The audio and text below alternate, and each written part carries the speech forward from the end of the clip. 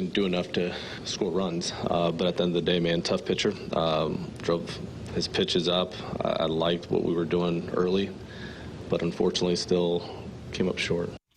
That was Ollie Marmol after the game last night. Not a good one for the St. Louis Cardinals. 14 strikeouts for them against the Texas Rangers. Alongside Alex and T-Bone, I'm BK. This offense is leaking oil, Alex. And you know what you do when something's leaking oil? What's that? You drive it into a wall and say, let's get a new car. I was truly curious where you were going to go with that. Let's be honest, he didn't really know. No, I just tried to, he was unprepared for the follow-up. No, I tried to soften the blow rather than, total it. Just drive it into a wall. I feel like that would total it. Yeah. Okay. Touche. It is 11:05. Your time check brought to you by Clarkson Jewelers and officially licensed Rolex jeweler. Alex, the Cardinals have scored 2 or fewer runs in 8 of their last 12 games. That doesn't seem good. They've lost almost all of those 8 games. Yeah, but how about that Cup Series? That was the exception to the rule lately. Offensively, you're getting a whole lot of nothing from the bottom half of your order.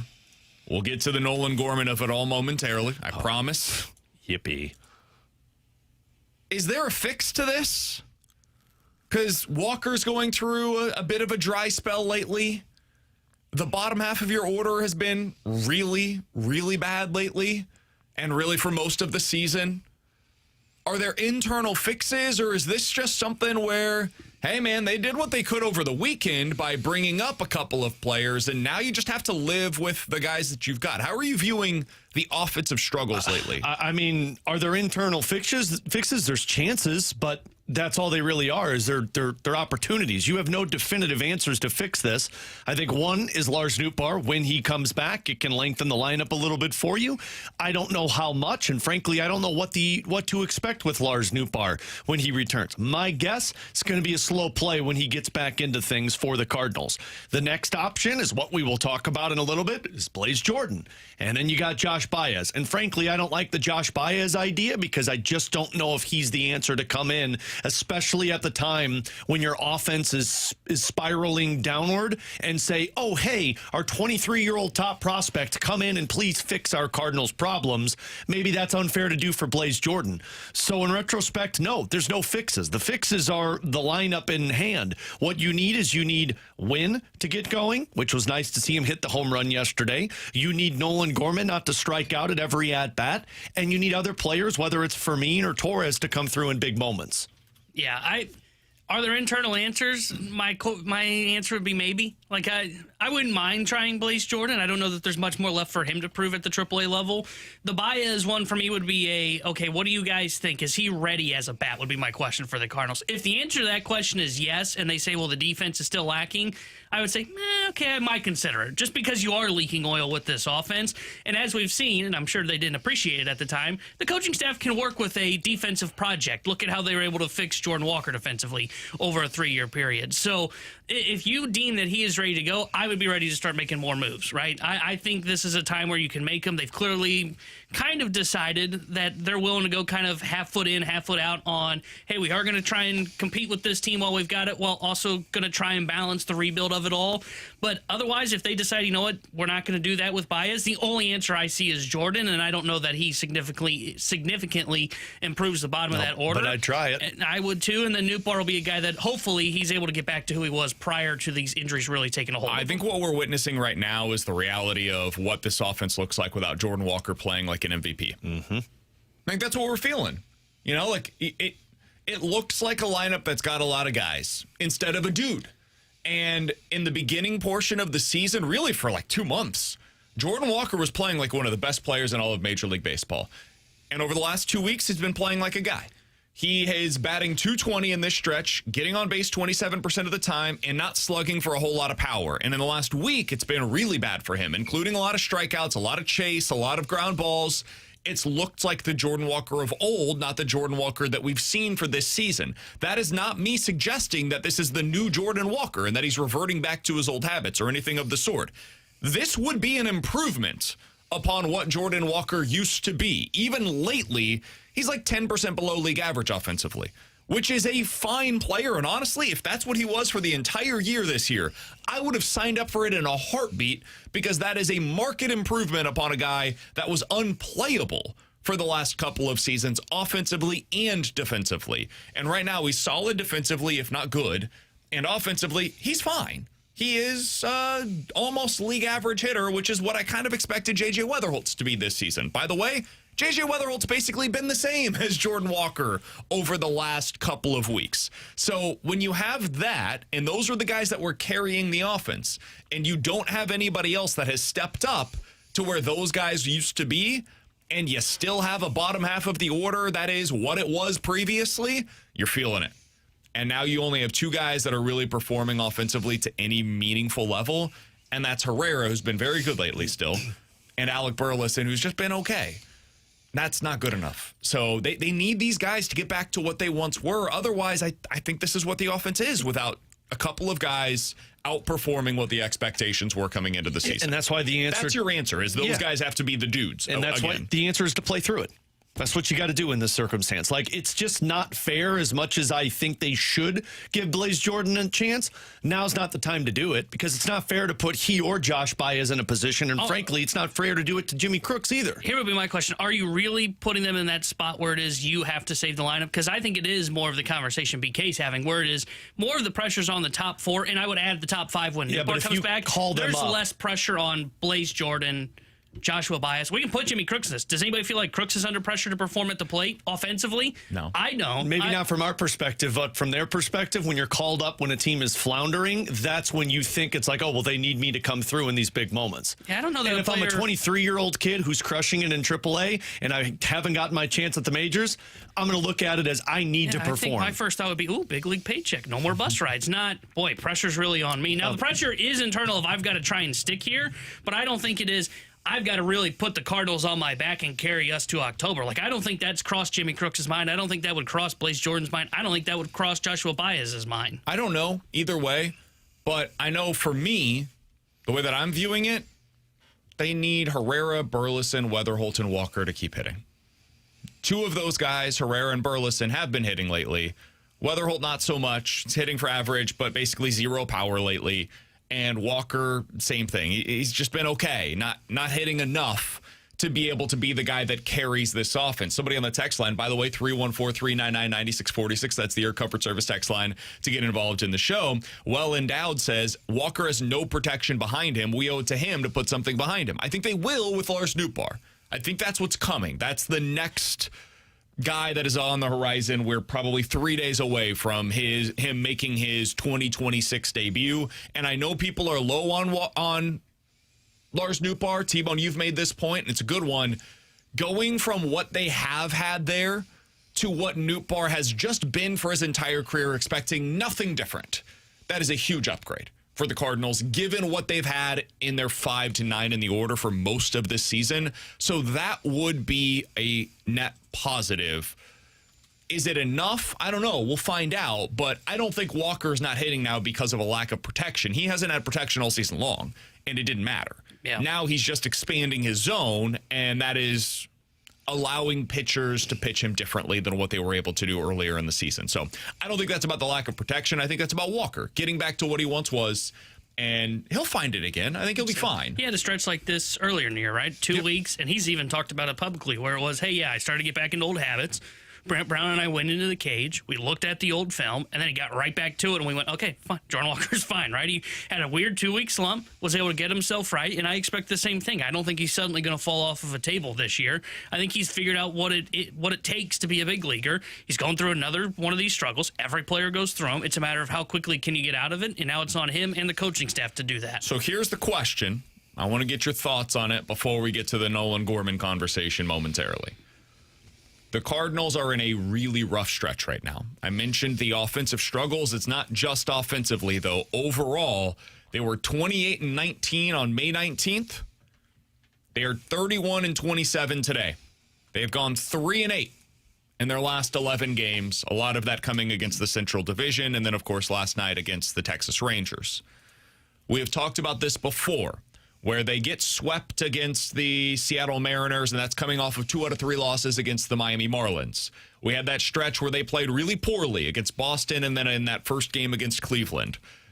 We've seen them come back from rough stretches of play, and they rebound, they bounce back, they get off the mat. They did that over the weekend, frankly, against the Cubs after not looking very good against the Milwaukee Brewers imposing pitching.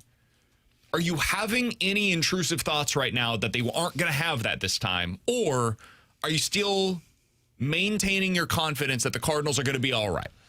I think I'm maintaining the confidence that the Cardinals are going to be all right for right now. Like, I look at the month of June, and it doesn't seem like an overwhelming month that is going to really cause them a lot of hiccups. Like, yes, you've got the Rangers, which might be a tough series for them, but then you got the Reds, and the Reds pitching has not been very good.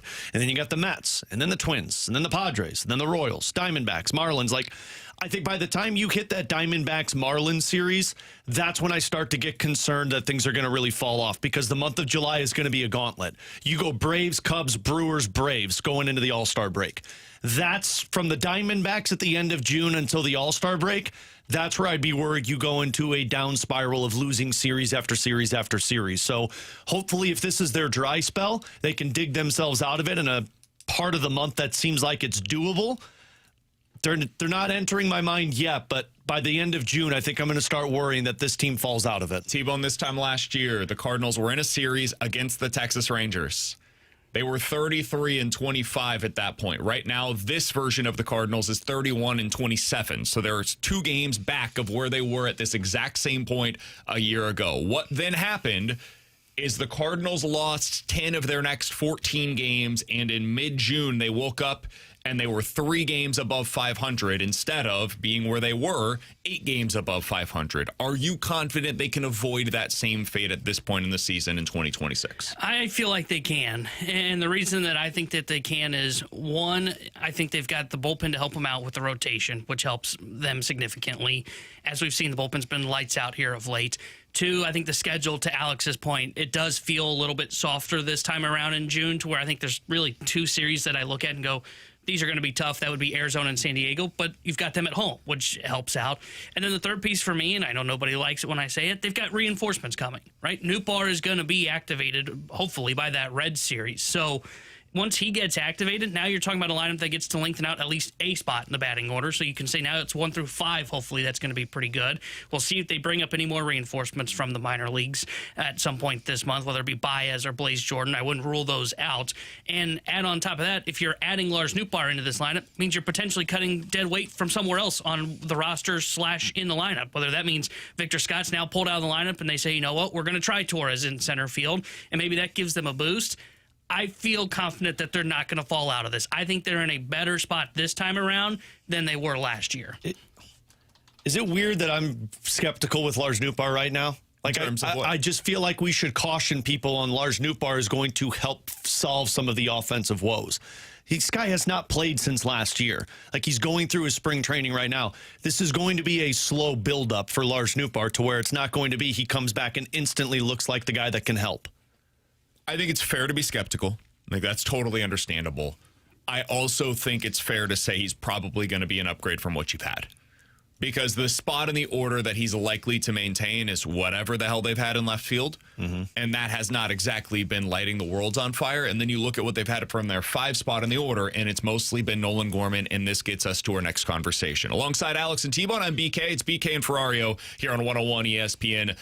I think we all have some extensive thoughts on the Nolan Gorman experience after what we witnessed last night and really what we've seen for multiple seasons now in a Cardinals uniform. Is it time to put it into this experience? We'll talk about that next here on BK and Ferrario.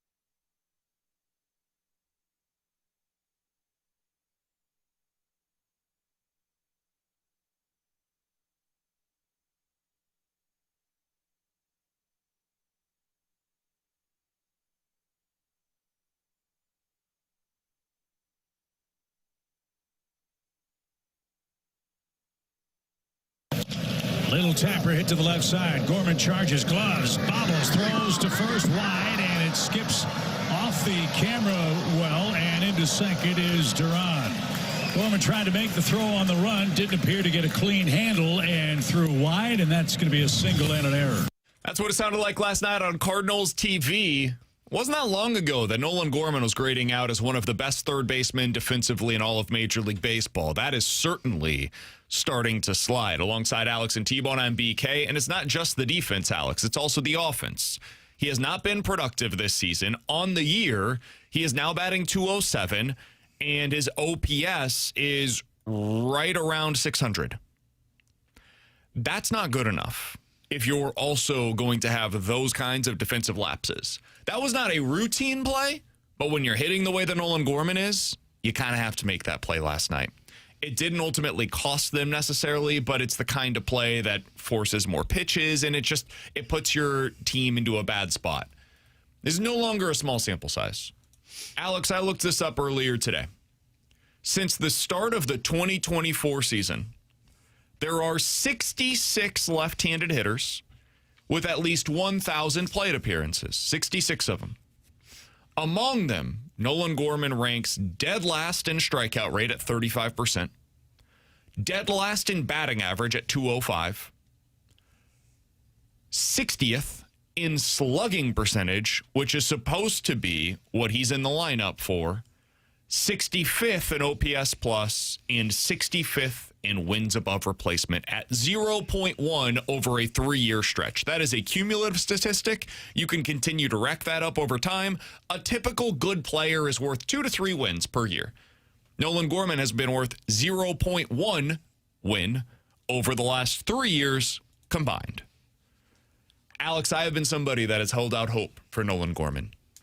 I have said that is the guy that holds the left-handed power that this organization is craving. There are no real other spots that you can look at inside of the organization right now and say, that guy has the same kind of power potential as Nolan Gorman.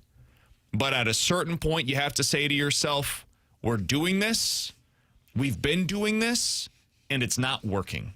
And we keep running into the same problems.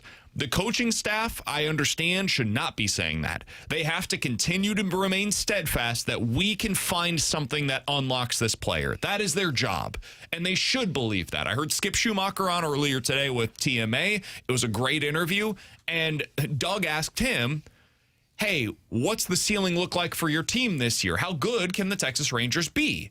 And his response was, well, what am I supposed to say to that? And he said, listen, I always believe in my team. If you're going to ask me when we're 20 games below 500, I'm going to believe in my team, because if I don't, then who will? I have to have that belief in my team, and I have to have that belief in my players. And if you don't, you shouldn't be doing the job that I'm doing right now. Ollie Marmol, this hitting staff, all of them have to have that same belief in A, this team, and B, this player. That doesn't mean I have to, though. And right now, given what we have seen this season, given what we have seen for 3 years, I'm out. I am no longer on the Nolan Gorman hype train. I wish him nothing but the best. I hope to be dead ass wrong and we look back on this 3 weeks, 3 months, 3 years from now and say, man, remember when we were all out on Nolan Gorman, the way that we were with Jordan Walker and the way that we were with Jordan Hicks and how it all worked out and he had that great second half of the season? I hope that's the case. I have no reason to believe that it will be at this point, and I am more than open to Jose Fermin getting starts at third base. I am open to Brian Torres getting starts at third base. I am open to calling up Blaze Jordan to get starts at third base at this point. I'm open to just about any other alternative, but I'm kind of sick of watching this, man. It's not fun to watch. He looks like he's in his own head. I'm open to him getting optioned down to AAA right now to try to figure it out at an easier level, and I know they would. Their retort would be, well, there's nothing left for him to figure out at AAA. Understood, but it sure as hell ain't working here. I think it's time to turn the page, Alex. Yeah, and I hate that I'm here because as much as I've disliked Nolan Gorman in the past, I do understand that power potential is what changes an offense. But the problem is he's not going to do it. This isn't a Jordan Walker conversation where he's 23 and you need to wait it out. He's 26 years old, and it's 4 straight seasons of us seeing to where, yeah, he can get hot for a month, but that's about it. It's very rare to see a guy all of a sudden figure it out at 26 years old, and the error last night was the problem for me, because I think everybody's retort to not giving Blaze Jordan a shot is, yeah, but he doesn't look like he can play defense at that area. Well, Nolan Gorman can't either for you right now. I mean, I would rather give a guy a shot that you traded for that's doing everything in the minor leagues that he should be doing to get a chance at the major leagues versus keeping a guy at a position that you're hoping his offense comes through, that it's just not happening for him. And this was the part that yesterday when we played the audio cut of Chaim Bloom on KMOX, like Pedro Pages in the previous 26 games prior to that Chicago Cubs series, when they basically said, hey, man, you're a third catcher now. Jimmy Crooks is getting your job. Pedro Pages was batting .227 with a .364 slug and a .622 OPS. Do you know what Nolan Gorman has done in his last 26 games? It's probably worse. A .185 batting average with a .284 slug and a .574 OPS. And guess what? In the errors chart, both have 2 errors in that same time frame. And Pages is a much better defender. Exactly. Yeah. So at a more premium defensive position. If you're going to tell me that Pedro Pages has not shown enough to keep his job as the backup catcher or the primary catcher, and you're going to give it to Jimmy Crooks, who was crushing the baseball in the minors, then don't tell me that and then not give Blaze Jordan a shot because you want to see what Nolan Gorman's going to do. He's not going to do it. So I hate that I'm here. I wish the potential was there.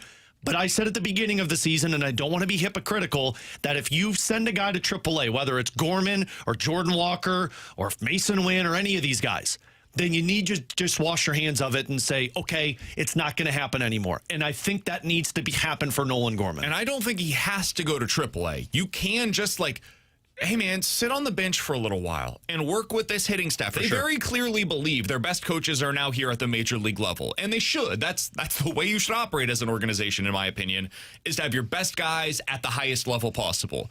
And if you think they can still unlock something without him getting regular opportunities in a game, that's fine. And he can start a game or 2 a week where he's your designated hitter, or maybe he starts once or twice a week at third base and gets chances against the most advantageous pitching matchups possible for him. I don't know what that looks like right now. They've been saying how he's got that issue with the changeup right now. Yeah, he also has issues with breaking balls and fastballs. So it's everything. So we need a knuckleballer? I don't know what you do in order to get him right now because he's not hitting anything. It all looks bad against Nolan Gorman right now, but maybe they see something that they're like, this is the matchup that he can really have success against. Great. Then put him out there against that specific type of a pitcher.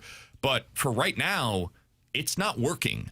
And like I said, I'm cool with that being Jose Fermin. I'm cool with you giving a little bit of runway now to a Blaze Jordan. I'm open to any possibility, but I don't think it can be him anymore. Today, when they take the field, I don't think Nolan Gorman should be in the starting lineup. And tomorrow, when you're going up against a lefty, I definitely don't think Nolan Gorman should be in the lineup. It's time to see what some other guys could do. And against Nathan Eovaldi, no thanks. I know it's a righty. I don't care.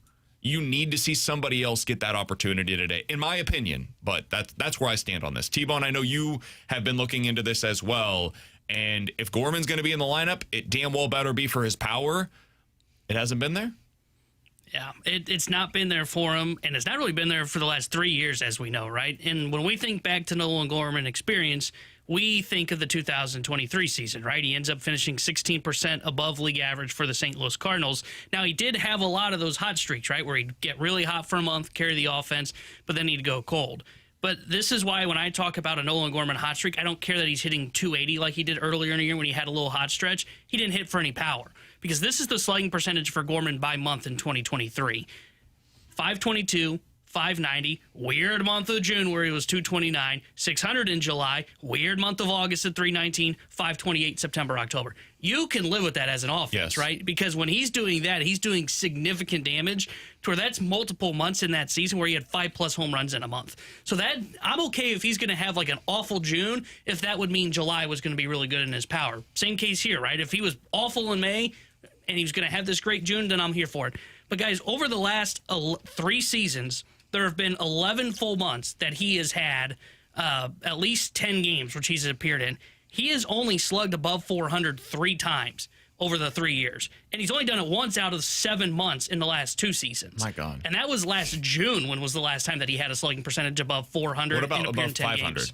Above 500? Oh, see, Because that's an actual Nolan Gorman hot stretch. See, I view that's fair. I viewed 400 as like at least this is like a bare minimum for some pop for him. That's playable. 500 is the stretch that you live for with Nolan Gorman. You said it was last year that he had a month. June was the last one that he had above 400. So last 10 games June, or more. yeah, last June was what it.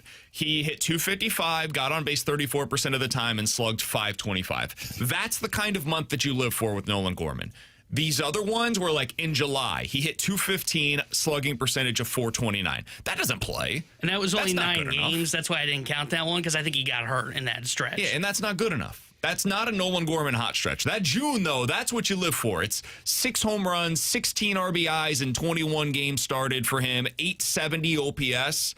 That's the kind of thing that you live with the cold stretches in order to get one of those heaters where he carries your offense for a 2-week stretch. Like what right now they're going through, Gorman is the kind of bat that could elevate you, where last night it's not just Mason Wynn that puts you on the board, it's also Nolan Gorman with a 3-run homer, and that allows you to win a game, which your offense was terrible all night long, but he came through with a big shot, and that allows you to win the game.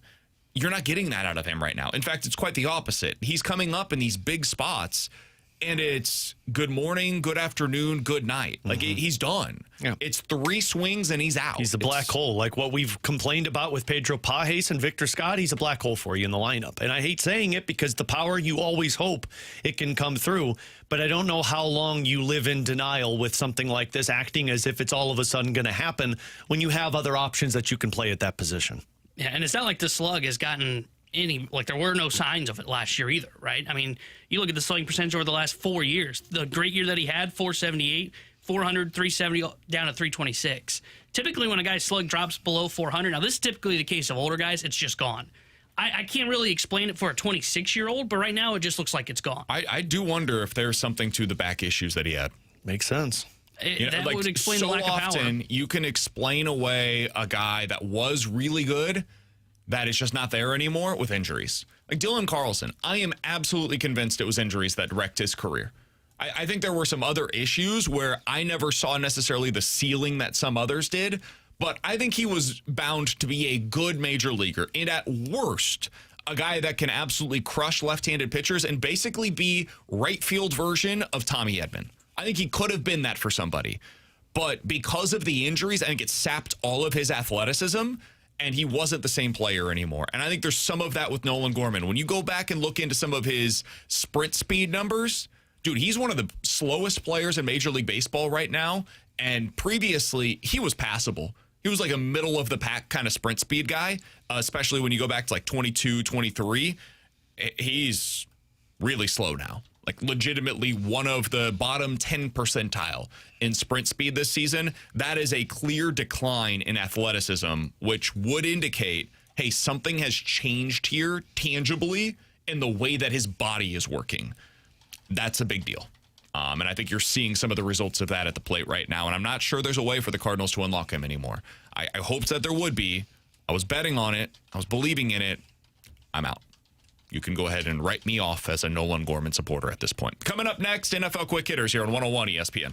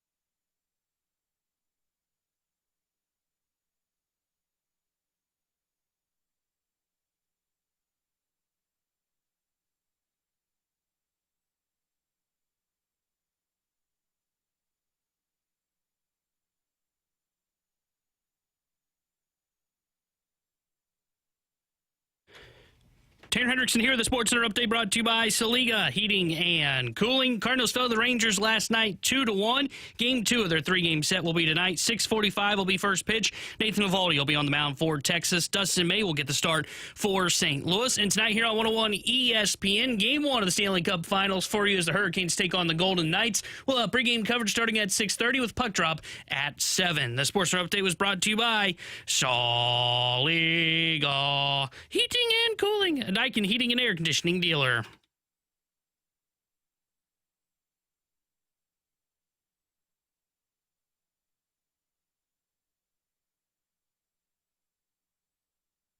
All right, boys, let's dive into some NFL quick hitters here on BK and Ferrario. We gave our extended thoughts yesterday on the Myles Garrett conversation, the trade to the LA Rams, them being now the clear favorite to win the Super Bowl next year. Do want to ask you about the other trade that went down yesterday, though. A.J. Brown, 28 years old, former All-Pro, history of playing for Mike Vrabel, and guess what? He's back. He's heading to the New England Patriots, and he will do so for a future first-round selection. Alex, how much does this change your outlook for both the Eagles and the New England Patriots? Eagles, I'm just never worried about, although for a guy like A.J. Brown, when you lose that piece, you start to wonder, but I know they drafted a wide receiver. They'll figure it out. They got other issues to worry about in terms of their quarterback and their head coach. I love this move for the Patriots. I don't know what this does, and I think there's probably a lot of people that are down on A.J. Brown because of his last couple of seasons with Philly, but he's back with Mike Vrabel, and the best of A.J. Brown was when he was with Mike Vrabel in Tennessee. And now if I'm Drake May, I'm ecstatic. I've got somebody to target. I've got a big receiver to go with. I would put the New England Patriots towards the Buffalo Bills conversation in terms of the AFC now that they've got A.J. Brown in their team. Yeah, I love the move for New England. They needed a true number one. And I think they've had a solid offseason, but they were still lacking a number one wide receiver to add to this group. And now that you've got that for Drake May, and Drake May is a guy that can actually pass the football. So I expect that A.J. Brown's going to have some huge numbers for them. And I'm with Alex. I think they're going to win the AFC East again. And I think I would have them, as of today, probably my favorite to come out of the AFC. I think they might be the best team in the AFC this year. Agree. I think I would agree. I mean, I never doubt and the Eagles? Josh Allen in Buffalo, but I don't know who's better than them if May performs the way that he did last year. And the Eagles, to me, might not be a playoff team. I think they are going to be potentially a fringe. They are either the 7 or they are out. I just don't know that I'm going to try. Who's the wide receiver here? I know they've got Devontae Smith, but I don't trust Jalen Hurts at quarterback. You like Mekhi Lemon. Yeah, I was going to say Mekhi Lemon. I do like Mekhi Lemon. I don't know that I'd put him as a number 1 right now. You know, I think they've got 2 twos, and then Jalen Hurts has not had a very good, was not productive last year, and I don't expect to bounce back, and they scream a mess. I could see where they missed the playoffs this season. I'm worried about them. I am. I think they're more of like a 9 to 10 win team this season on that fringe potentially get in. Like I think they are going into this season where the Packers ended up being last year, where if everything breaks your way, yeah, you could get in, but it requires a whole lot of things going in your way. I'm not sure that they get there. I think the Bears are better right now. I think the Vikings, you guys know how I feel about them. I think the Vikings are better right now. You're going to get somebody in from the NFC South, and hey, man, you still got to worry about those 3 teams in the NFC West. Seattle's not going anywhere. The Rams are as good as anybody. And I'm never going to be out on the 49ers while their head coach is still there. That guy is going to figure out how to get the most out of that team. So, yeah, I'm a little worried about the Eagles right now as any kind of a threat. I think they can make the playoffs, but I do not see them as a legitimate contender in the NFC. I agree with you, though. I think this is not quite to the same degree, but this is a Randy Moss 2.0 kind of situation where you're going to see this offense unlocked in a way that it was not a year ago. And Drake May was damn near the MVP last year.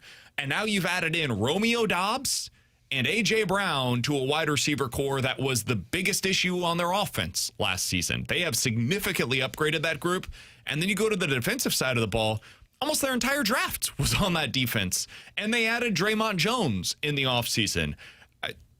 I think they're a legit threat in the AFC to once again get back to the Super Bowl. I think this team is better than the team that made it last year. Well, and the crazy thing, too, is A.J. Brown's 28 years old. Drake May is super young on a rookie contract. Still, like, the Patriots might be here to stay for a decent amount of time in the AFC. Yeah. They're in their window right now, and that's why you go make this move for A.J. Brown. Because you have the opportunity, while Drake May is on that rookie deal, you've got like 2 or 3 years left of this, to where you've got cheap quarterback contracts situations to be able to maximize what this roster looks like. You guys excited for Russell Wilson on TV? No, absolutely not. He was announced yesterday as the next CBS Is he going to do analyst. high knees like he did on the plane? I hope so. That'd be some good television. I thought you said like hiney, like a booty. He's going to do some booties on the Oh, TV. you said like High squats? knees. I was a little confused there. He's replacing Matt Ryan on CBS after Matt Ryan left to be part of the Falcons organization. I think he's going to be better than we expect. I think Russell Wilson is very polished. I think he will be good on TV, especially for a studio show. I think that's a good spot for him. I also think studio shows are Blah. not very good, yeah. Also, you asked the question, are you excited for Russell Wilson? You didn't ask if I think Russell Wilson's going to be good. Fair point. Those are two very different conversations. I've always gotten the sense when he has his like press conferences, he's a pro's pro, but I'm not sure how much personality is there. And again, to be fair, like you said, on a studio show, I think that'll work. I don't know that you need a ton. So he probably You just will need to work be out entertaining fine. on studio shows. Yeah, he's just I So don't he know. could do high knees, and honestly, he'd probably love that. Here's my follow-up. Is he a Hall of Famer? If this is it, is Russell Wilson a Hall of Famer? Super Bowl champ, 10-time Pro Bowler. I don't know how much stock I think he's put in the Pro I think Bowl, he's but- the Hall of really, really good. Yeah, Shedeur Sanders was a Pro Bowler, so Yeah, Pro I Bowl think doesn't we've matter. Lost the right to be counting Pro Bowls. Honestly, though, when I think of the Seattle Seahawks and that run, and when I think of their championship, I don't think of Russell Wilson first. I probably think of him third on that team. I think of the defense, the Legion of Boom. I think of Marshawn Lynch. Honestly, I think of Pete Carroll before I think of Russell Wilson. So I would say he's in the Hall of very, very good. I don't think he's the Hall of Fame, but I know how the NFL works, and he will be a Hall of Famer at some point. I think he might be a Hall of Famer. I mean, you look at his prime years in Seattle were very good, and I get what you're saying. On those Super Bowl teams, it was more about the defense and Marshawn Lynch than it was about Russell Wilson.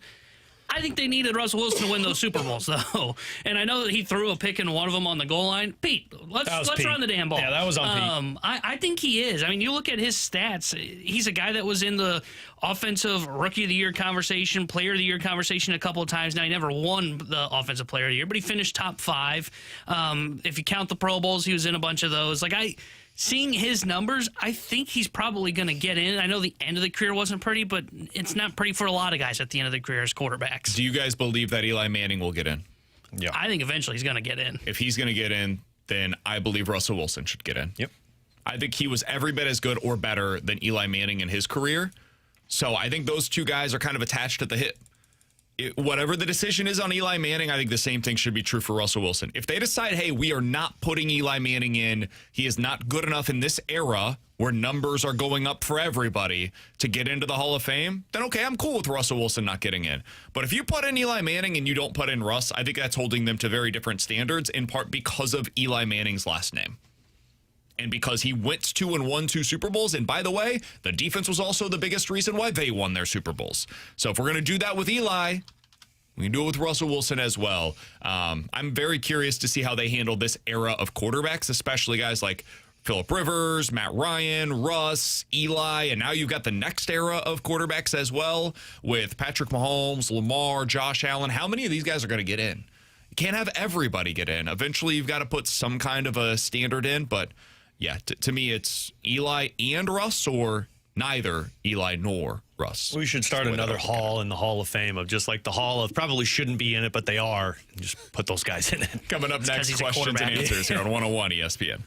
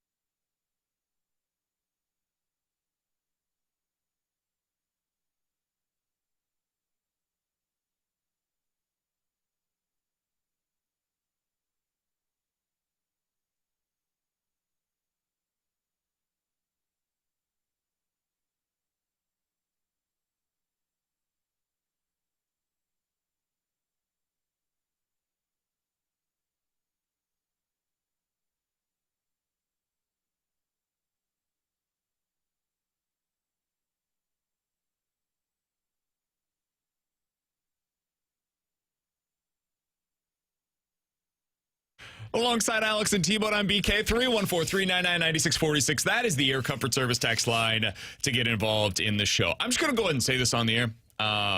If you're interested in being associated with the Redbird Report, get in touch with us. Or the Last Minute Blues podcast.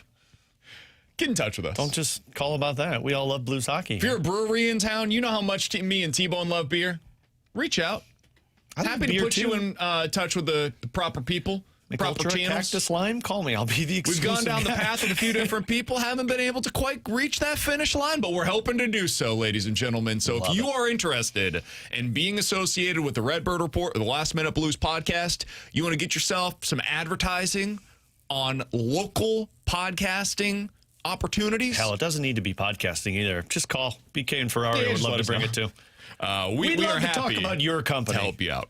All right, 314-399-9646. That is the Air Comfort Service text line for questions and answers. From the 314, guys, it seems like half of the top 10 picks are on the market. Is this mainly smoke, or do you think there's going to be real trades this year? I mean, I think it's probably going to be trades. I just don't know of how many. Like, I don't trust the second overall pick to get traded. I think the fourth overall pick could get traded if Stenberg's not there. And then honestly, 7, 8, and 9, those can get moved at any point from now until the draft. So, yeah, I think the reason all of these are out there are because a lot of these teams that are picking in that spot don't really want players that aren't going to help you for 2 years. They'd like players that can help right now, and it's just a matter of if somebody's going to be willing to pay that price. I also think it's a pretty good draft, but it's not necessarily the elite talent that we've seen in previous years that change the outlook of your franchise. Teams feel like you can move down 5, 6, 7 spots and still get a good player. Exactly. But it's good enough that it's kind of an eye of the beholder. Maybe somebody is a real believer in Ivar Stenberg, or they're a real believer in one of the defensemen, and they think they're a tier above the rest. In which case, there is incentive to move up for that guy and go get the dude that you truly believe in. So I do think we'll see something this year. I'll say in the top 5, you see at least one of those picks traded, which is a huge rarity. The last one was, Luke Shen? Yeah. Last time that we saw a top 5 pick moved? Which was the 2008 draft, which is what that prospect Don Anthony Donati told us very much resembles this draft with all of the prospects that are in it. 314-399-9646. trades in the top 10 That is the Air Comfort Service text line for questions and answers from the 314. Alex, this is something we were talking about a little bit off air. Not this exact question, but something similar. Would you trade Kyrou and pick 29 to Seattle for pick 7 and Shane Wright? You then would potentially have 7, 11, and 15 to package up in the draft if you'd like, while also adding Shane Wright to your roster. Yeah, in a heartbeat. So it's 7 in Shane Wright for Kyrou and pick 29 in this scenario. Yeah, in a heartbeat, I would do that, because then I would package everything together and go get Stenberg and add a center in Shane Wright who fights with Dalibor Dvorsky for a 2 or a 3, and then I go get my Ivar Stenberg, who can be my top 6-line winger for me. So, yeah, I would pull that deal off in a heartbeat, and I'd keep Colton Parayko on my defenses set. I feel good about that team next year. I'm not sure that's enough. I think you're talking about 15 in Kyrou for 7 in Shane Wright would be my guess. I was thinking 29 was kind of low. Yeah. In which case, I think I would still do it. And 7, 11, and 29 probably still could get the number 2 overall pick. You may have to put some type of player in it, like a Lindstein or something like that as a sweetener, but San Jose, if they want a defenseman, can still get a really good defenseman at number 7. You'd probably have to put some type of sweetener into that for San Jose. And I'm open to that 7, 11, and 29 for Stenberg. I'm not sure that I would do it. That one I would need a little bit more time to think about, because the caliber of player that you could get at 7 and 11 is pretty damn high. You could get some really good prospects into your system, and you don't necessarily have to believe that they're going to contribute to your team. Those might be guys that you allow to play in the AHL for a year, or you wait a couple of years, and then they become the trade bait that gets you the next star. Yeah. Right? Like, you become what Utah was this year, where they're the team that everybody is circling as, all right, they can go get whoever that next star is that becomes available because of what's in their pipeline. The Blues could have that potentially. So I'm not sure on the moving up for Stenberg. That part I'm a little less certain on, but this part, I'm in. It comes down to the scouting staff and what they believe. I mean, if you can get a better player than what you think Stenberg could be. But the interesting part with that is if they trade for Wright, they believe in Wright, they think he's a center. Your center depth is set now with Dvorsky, Wright, and Thomas.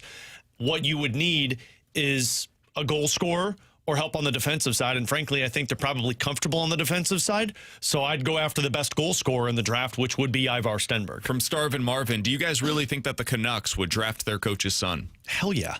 If he's the best player available to them, I think they would. I don't think it matters that he's the son of Manny Malhotra. I think coaches understand that they're not going to be around for a long time. It's just a matter of get the guy that's the best piece for you. And frankly, if I'm the Vancouver Canucks, I either need a stud centerman or a stud defenseman. That's what I'm lacking on my team.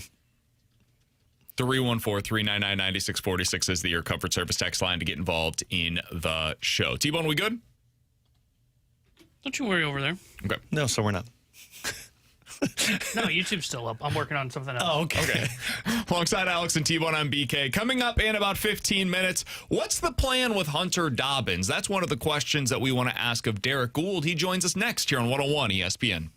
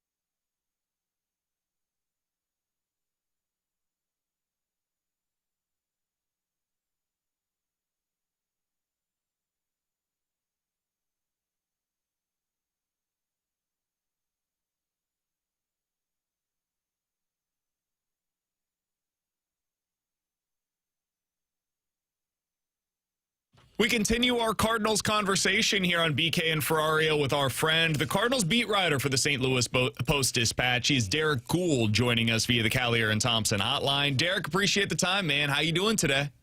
I'm good. How are you, gentlemen, this fine Tuesday in St. Louis? We're doing all right. Unfortunately, the conversation has turned from where it was over the weekend to what we witnessed last night. This is the way that things go. It's a quick news cycle nowadays, Derrick. You know all about it. And the conversation has now shifted to A, the offense, and B, more specifically, Nolan Gorman, who is going through a dry spell, and it's been a little while now that he's been going through this. I am curious, just as somebody that has been following this sport and has seen a whole heck of a lot of players come through it that have this kind of power and this kind of profile, what have you made of Nolan Gorman's start to the season, Derrick? Yeah, it's somewhat kind of like his career, right? Like streaks of moments where it's like, okay, he's putting it together, and then, lulls like this one, which has become an extended one. 19 strikeouts in his past 33 at bats. You've seen the batting average really drop from in that 230 range, 240 range to now closer to 200. Couple hits in those 33 at bats. So 19 strikeouts to 2 hits is not the way to go about a season. I think, and you're not seeing the power then because you're not seeing the contact. So I think that's where, you look at his season it's like bursts of moments where it's okay, it's happening and it's going to come together. But then more protracted lulls like this, on the other side, he's played well defensively. He's made real significant improvements there, been more consistent there, shown better range there, done a lot of the things defensively that just haven't really happened for him offensively. I think it's a little dangerous. Dangerous is the wrong word. I think it's a little difficult to talk about the offense after facing Jacob deGrom. Sure. That does need to come into play here. He was really good last night, and I had this conversation with a few folks, including some of my family members, where they were like, man, that was just a real dull game. And it's like, that's what happens when the team, you're covering, or the team that you're rooting for, more specifically, if you're a fan, the team you're rooting for is just kind of held at bay by a pitcher. It can kind of be dull. And there weren't a whole lot of hits to be had in that game to begin with. McGreevy pitched well. Jacob deGrom just pitched. He was excellent. And the Cardinals ran up his pitch count, and he's got a way of overpowering a batter when he needs it to hold them to nothing, despite the high pitch count. So, I think in the past week, the Cardinals have faced 2 elite pitchers and then a handful of really good ones. So the offense being where it is writ large is a little harder to go like, well, man, what's wrong with the Cardinals offense versus like smaller, like what's wrong with Nolan Gorman's offense? That's a better question. So when it comes to Nolan Gorman, Derrick, as you would imagine, people see his struggles and say, well, you need to put Blaze Jordan into that spot or maybe move on to a different third baseman.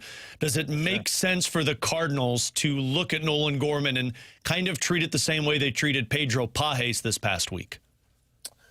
Well, I guess that would be, what are the alternatives, right? So the notion with Pedro Pages was that he was kind of moved into more of a backup role. Correct. Right? Okay. Well, what are the alternatives? Blaze Jordan would be one. He's hitting really well. How's he playing at third? He's been playing more third than I think I expected.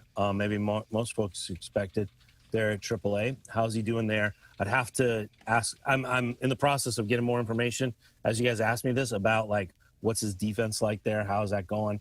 We think of him profiling as a first baseman. So is the third working out for him? He's certainly had a productive season. Different hitter profile than Nolan Gorman. Not the least of which is different sides of the plate. But that's you're effectively doing you're answering the question the right way, right? Is like, what are the alternatives? Would we see more of Ramon Urias if Ramon Urias were healthy at third? Should we see more Thomas Saggese at third? The Cardinals were really interested in moving him to AAA so that he could get more playing time, just because so many of the things that I know folks will be like, well, he's hitting in the 100s, right? But he's like had such spotty starts and very limited play. And he looks like a guy who is searching for timing that playing time won't give him. So does that playing time that they wanted to get him at AAA, does that come here in the majors? Or do you look at Fermin and go, all right, well, maybe he needs more time at third base? I think you have to kind of go through the alternatives, and how we would look at this in the years past is like, who is most likely to perform now? And how the Cardinals are looking at this is, who do they need to perform later? And that jumbles things up a little bit, right? Like, if I were to ask you guys that question, who do the Cardinals need to be at third base for them, performing at third base? Who is it on that list? Somebody who's not on that list. Yeah, it was a question mark. I don't believe any of those guys are your future third baseman at this point, Derek. It's now 3 seasons where we've seen more than 1,000 plate appearances over the last 3 years of Nolan Gorman, and I'm somebody that has held out hope. You see that left-handed power. I saw it in 23. I believed in it, and I'll give a lot of grace period for something like that to be able to recapture that form. But among 66 lefty hitters in the last 3 seasons with at least 1,000 plate appearances, he's last in strikeout rate, last in walker, last in batting average, and 65th in OPS plus and 65th in wins above replacement. He's not getting the job done. And so, like, I do agree with you. I think of those guys, maybe Gorman is the most likely, technically, to be there long term.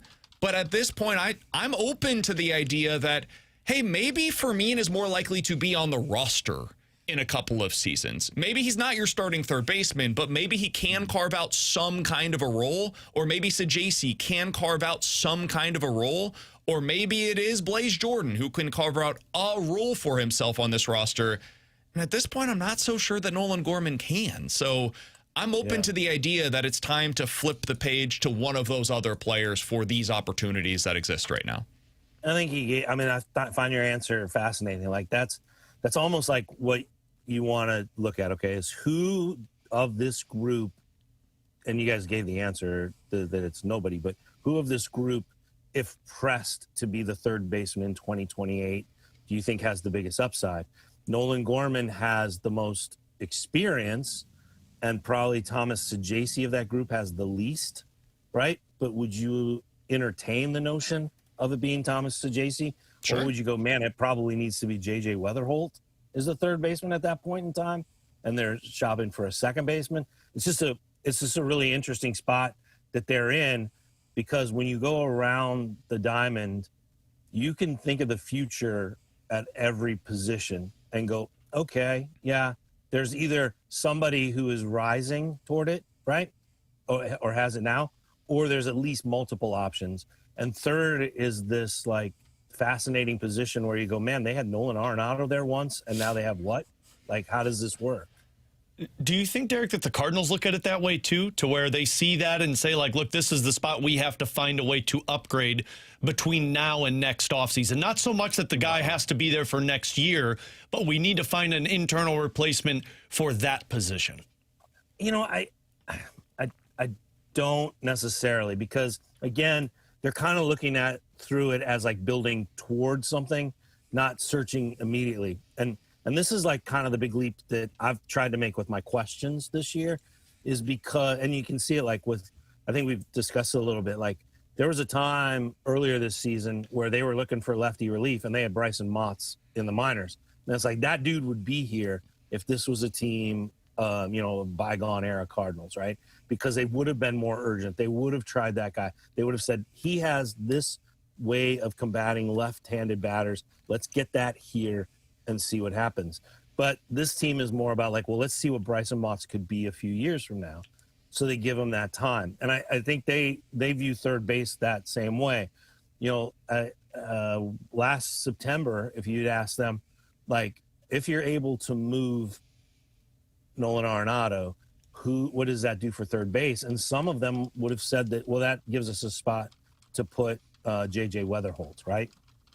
So they at least see him, or at least saw him at that time, as potentially a third baseman who could hit like a third baseman and play that position like third base. Obviously, he's been superior at second base. He's one of the defensive players of the month for Sports Info Solutions, which does kind of like the high-end defensive metrics. So maybe now JJ's home and future home is at second base.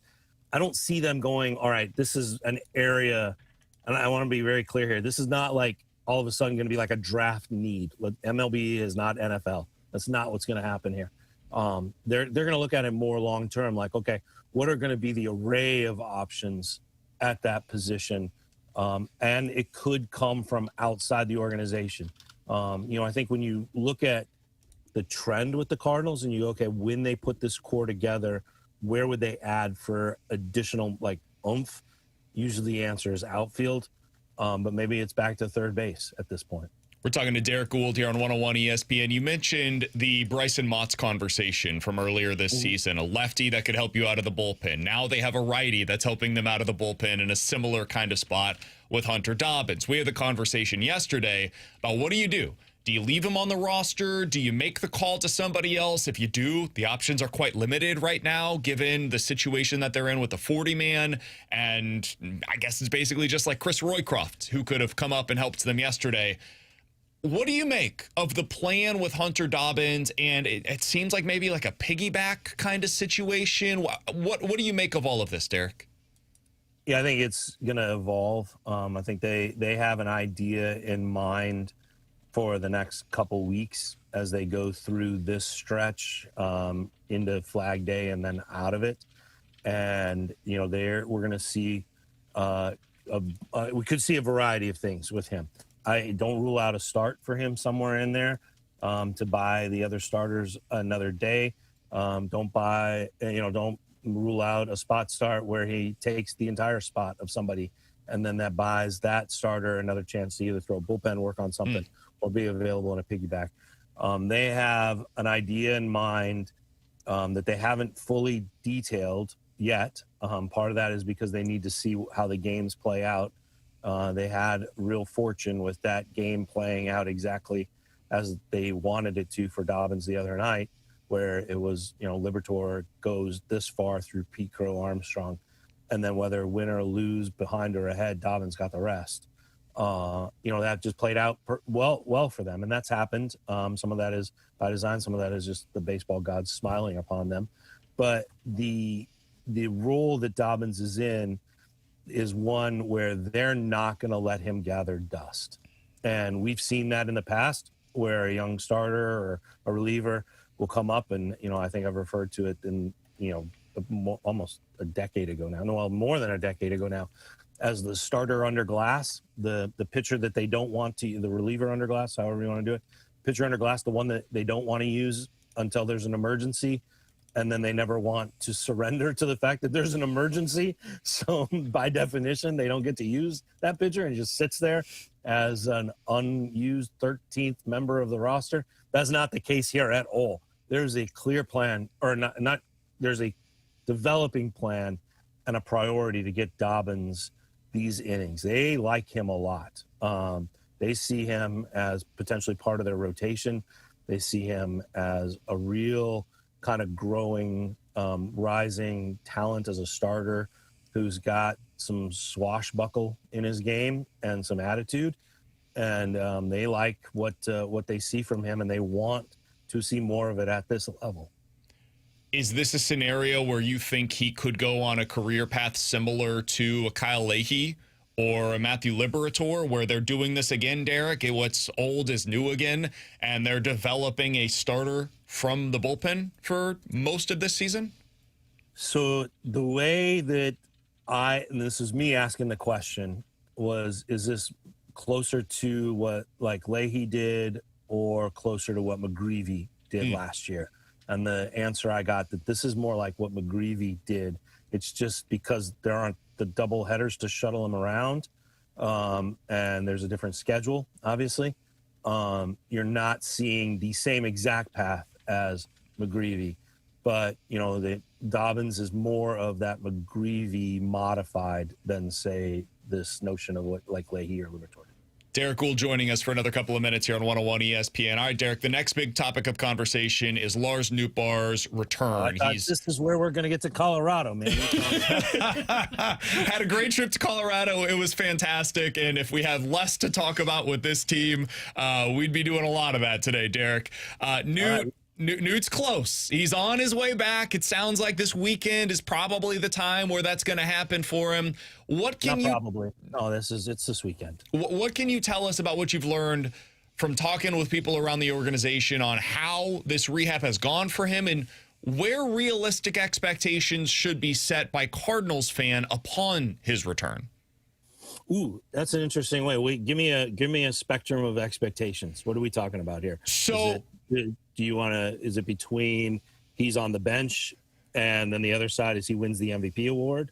Sure. Or what are we going to say? Playing time. That's a wide spectrum. Like, how often should we expect to see him in the lineup? Because he's coming back from a serious surgery in the offseason, multiple serious surgeries in the offseason. He just basically went through his version of an abbreviated spring training. So my guess would be, I don't know this to be true, but I'm curious, is he going to start every day? I would think probably not. I would think you're going to have some built-in off days, maybe day game after a night game, that kind of thing. Mm-hmm. And then B, performance-wise, is it reasonable to expect him to just be right back to what he was previously, both athletically and also timing-wise with the swing? Yeah, so this is great stuff. So he runs out of time on Wednesday. His goal this week, Tuesday and Wednesday, is to play back-to-back games for Memphis. This will be effectively the second time that he's played on back-to-back days, and then they'll recover. Now, there's more intensity to it. He was able to get a 60-day rehab because he was on the 60-day injured list, and actually it was probably more of like an 85-day rehab. But within that was they did recreate spring training. The actual game action was probably a little more condensed, like what you're talking about there. But as far as the number of days, it did really recreate spring training. And I don't think we should dismiss now what they're capable of doing down there in Jupiter. We could for a while, but now they have the tech to really help hitters get their timing back because they're facing, it's not live pitching, but it's look live pitching with the traject. And he was able to do that stuff, and that accelerated his timing. To your question about like what does the organization think, and then where can the expectations go? There's been very encouraging reports both about his health, but also about his just baseball activities. You can look at the box score and see some of the reassuring results there. You can watch some of the video clips that the minor league teams have put up and see a very familiar Lars Nootbaar, both with swing, both with approach. They think that over time there may be more explosiveness to his game because of his health. You know, whatever limitations he had because of pain, irritation, inflammation. He talked about how there was a real limit of range of motions at times with his heels that now should be corrected, that there's just going to be more explosiveness, more athleticism to his game. And I think we would all agree that there was plenty of athleticism to his game before. He just probably was grinding through more pain than he was letting on to get there. That should be gone. And so what the expectation that is fair is not that he is at full speed when he arrives, but that he accelerates over the next month. And both the play in the field and the production, not numerically, but like how he looks and what he's doing. I mean, you know, he might have some line drives caught, and that batting average may not reflect that. But that you're going to see a guy who arrives accelerating towards the player a lot of folks thought he would be, and be there right around the trade deadline, you know, and we'll see where that goes. So that's kind of the expectation, right? As far as playing time goes, you're right. They'll be baked in off days just like there is for others. That probably will be like reflective of a tough lefty. You might not see him day game after night game exactly. Some of this is still developing, and a lot of it will be responsive to how he feels. They want to get him through these back-to-back days where he's really tested. He would have done, if it were usual spring training, probably would have done another set of those before hitting it going into the regular season. But, you know, this is a thought that he should be ready to go. He's responded very well. Physically, he's there. Baseball-wise, there's been really, really encouraging signs and reports about where he is, and that this is a player that is not going to hit the ground running, but not soon after will be running at full speed, which you haven't seen in a while. It certainly would help to have that batting fifth in this order right now, given what they've been in 5 through 9 lately. Derrick, appreciate the time as always, man. Thank you so much for hopping on. People can read your great work over at stltoday.com. They can also get the subscription to the St. Louis Post-Dispatch. We look forward to these each and every week. We'll talk with you again next week, my friend. Where'd you go in Colorado? Went to Denver. Family lives in Denver, so my grandma's out there. She's pretty close near to downtown, about 5-10 minutes away. But we made a day trip out to Idaho Springs, so we had an opportunity to go out there. Went to a Rockies game, Butterfly Pavilion. To Bojo's Pizza? We did. I was telling these guys about Bojo's yesterday, the mountain style. It's fantastic. Bojo's is fantastic. Grew up on the stuff. It's One of great. my favorites. Derrick, appreciate the time, man. All right, guys. Have a great day. Thanks, Derrick. You do the same. That is Derrick Goold joining us as he does each and every week here on BK and Ferrario. He is one of the best in the business, and it is an absolute treat to be able to have him on with us each and every week. Be sure to follow him on Twitter at @dgould and read all of his great work in the St. Louis Post-Dispatch. We've got a ton to react to. I want to do that coming up on the other side here on BK and Ferrario.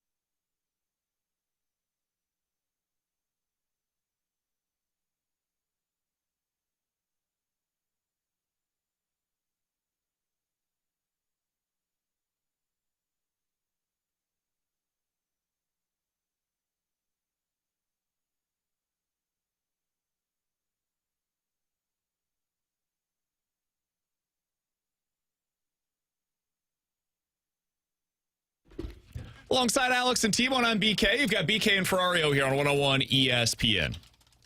There was a ton of great information from that conversation with Derrick Goold. I'm going to give you dealer's choice, Alex. Would you like to start with Nolan Gorman, Hunter Dobbins, or Lars Nootbaar? Those were the three main conversations that we had with Derrick Goold. I'd say let's start with Lars Nootbaar because he's the one that's most recent to our soonest to help the Cardinals. All right, I'm going to pitch this over to T-Bone because he just said something to us during the break that I think is interesting. T-Bone, where would you bat Lars Nootbaar in this lineup whenever he returns? Originally, I've been saying 5 the whole time. I think all of us have just kind of assumed that. I would change that the more I've thought about it, and I would hit him 3. And my thought process behind this is I would go you keep the top 2 the same. Weatherholt your leadoff with Herrera as your DH/catcher batting in that 2 spot. And those guys, Weatherholt gets on base. Herrera's good contact hitter with a little bit of pop. He gets on base at a high clip. And then rather going down to Burleson, which they have been doing, I don't mind Burley in the 3 spot, and I think he is a good hitter. I've said this off air. He's Josh Naylor, and Josh Naylor's a really good player. The reason I don't want to hit Nootbaar 5 is what is Nootbaar's best skill? It's getting on base. It's not hitting for average. When you look at his years, he's like a 240 hitter, but gets on base at a high clip because his eye is so good and he draws his walks. That does nothing for this team in the 5 spot, in my opinion. All that does is get a guy on base to not go anywhere with the bottom part of this order. The reason that I would flip him and Burley is Burley's best skill is contact. And then what I'm doing with the top 3 in that order is there's a little bit of thump in there, but it's 3 on-base guys, right? 3 guys that are just going to get on base, and then they're going to feed my power hitter and Walker with the slug, and then Burley's going to be there to help kind of clean it up in that 5 spot with his contact-oriented approach. I think that's the best way to construct this lineup 1 through 5. There's issues 6 through 9 with it. It's going to be left-handed heavy, but you can kind of play into that with your righties coming off the bench. It's really 7 to 9 because 6 is probably going to be Wynn in that scenario. Yeah, that's fair. Wynn would be in the 6 spot, and then 7 Still is 6 Crooks, Gorman, Torres, somewhat in that formula, or Scott, depending on what they do in center. But I think Nootbaar's best spot in this order, since leadoff's covered with Weatherholt, if they didn't have Weatherholt getting on base like this, I'd say it's at the leadoff spot. I think it's in the 3 hole for Lars Nootbaar. I love it. I love it too. I think it makes sense. Yeah, To have 3 contact, and you need the power from Jordan Walker. Otherwise, you got 3 contacts, guy that doesn't get power, and then another contact. But, I mean, even if Jordan Walker gives you a little bit of power, you have the chance to be effective and dangerous before you even get to the 6-hole hitter. Yeah. The only thing that I don't like about it is that I didn't think of it. It's a truly really great idea. BK away. I think it makes all the sense in the world because this is a team that your value from that top of the order is the on base. And if you have Lars Nootbaar getting on base for Wynn, Gorman, Crooks, Scott, what's your belief that they're going to drive him in? Not very Slim high. to none. Yeah. Meanwhile, if I have him getting on base for Jordan Walker and Alec Burleson, I have a much higher belief that those guys are going to be able to drive him in. And I think that analytics nerds like myself have gone way too far in the belief that batting average does not matter. Batting average does matter in certain situations. When you have a guy on second, getting on via a walk is not the same as getting on via a hit because the hit can drive that run in, the walk does not. Lars Nootbaar is also more valuable when he's the one that's getting on as opposed to getting on after Burley hits a double, because now they're going to pitch around Lars Nootbaar and they're going to get to the guy behind him and then boom, double play, inning over. So yeah, I truly do believe it's a really good idea to experiment with Newt in the 3-hole. He's not your prototypical 3-hole hitter. I don't care. This is a team that's got to find ways to drive in runs, and this is probably your best way to do so. All right, dealer's choice, Alex. Second conversation you want to have. Nolan Gorman. You want to go to Gorman? Yeah. Not Dobbins? No, Dobbins is last. How would you answer the question that Derek asked? Who among the options, either at AAA or the major leagues, is most likely, out of the group that he presented, to be the third baseman for the Cardinals? He said in 28, I'll go as soon as 2027 for the Cardinals. Does it have to be on this team? Somebody either on the Memphis or St. Louis Cardinals. If I were to put the money on it, I would say J.J. Weatherholt or Thomas Ajacey. I wouldn't say Nolan Gorman and Blaze Jordan. I'm taking J.J. Weatherholt aside because he's going to be your answer either at second or third, and then the other guy that you would answer this question would have to be the answer at second. Well, I was just thinking Weatherholt the third, and then Sajasi gets second base. But so the answer remains the same. Sajasi. That'd be my answer. If they don't, I would like it to be Blaze Jordan just because I want to see what it looks like, but they might not believe he can play that position, and it's just the bat that they want. So I'd say the answer would be Thomas Ajacey. I don't know who I would answer here. I might lean Blaze Jordan because I don't think Sajasi's it. I'm not sure he's a big leaguer. Gorman can't do it, as we've seen. The only guy that I would say I'd feel comfortable with, and again, I don't think he's the answer, is Blaze Jordan. Because I get it, like, he is a bigger guy that maybe not great defensively at third. Can you work with him at that to where he can at least be serviceable at third base? And if you had to get someone like a Urias that could come off the bench and replace him late in the game if you've got the lead, I would say Blaze Jordan. My answer really would be they don't have an internal option for this. We all agree on that. Yeah. But if you had to answer with one of their current options, why can't it be Jose Fermin? I don't view Fermin as really a guy that's a major leaguer starter. I just think Jose Fermin is I don't think any of them bench player.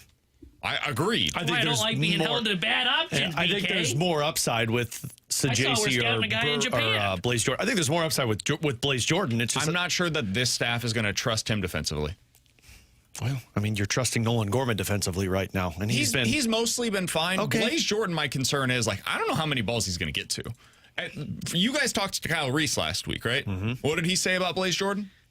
He basically said, I don't see it defensively.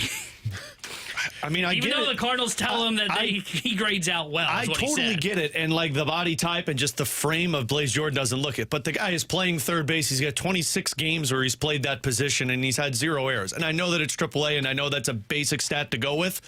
But at least he's doing the job. And like, why not see what it looks like? Until yesterday, Nolan Gorman had 2 errors at third as a major leaguer. Sure, but he's not hitting. Agreed. I'm not sure if Blaze Jordan's going to hit either. I'd like to see it. I'd like to find out.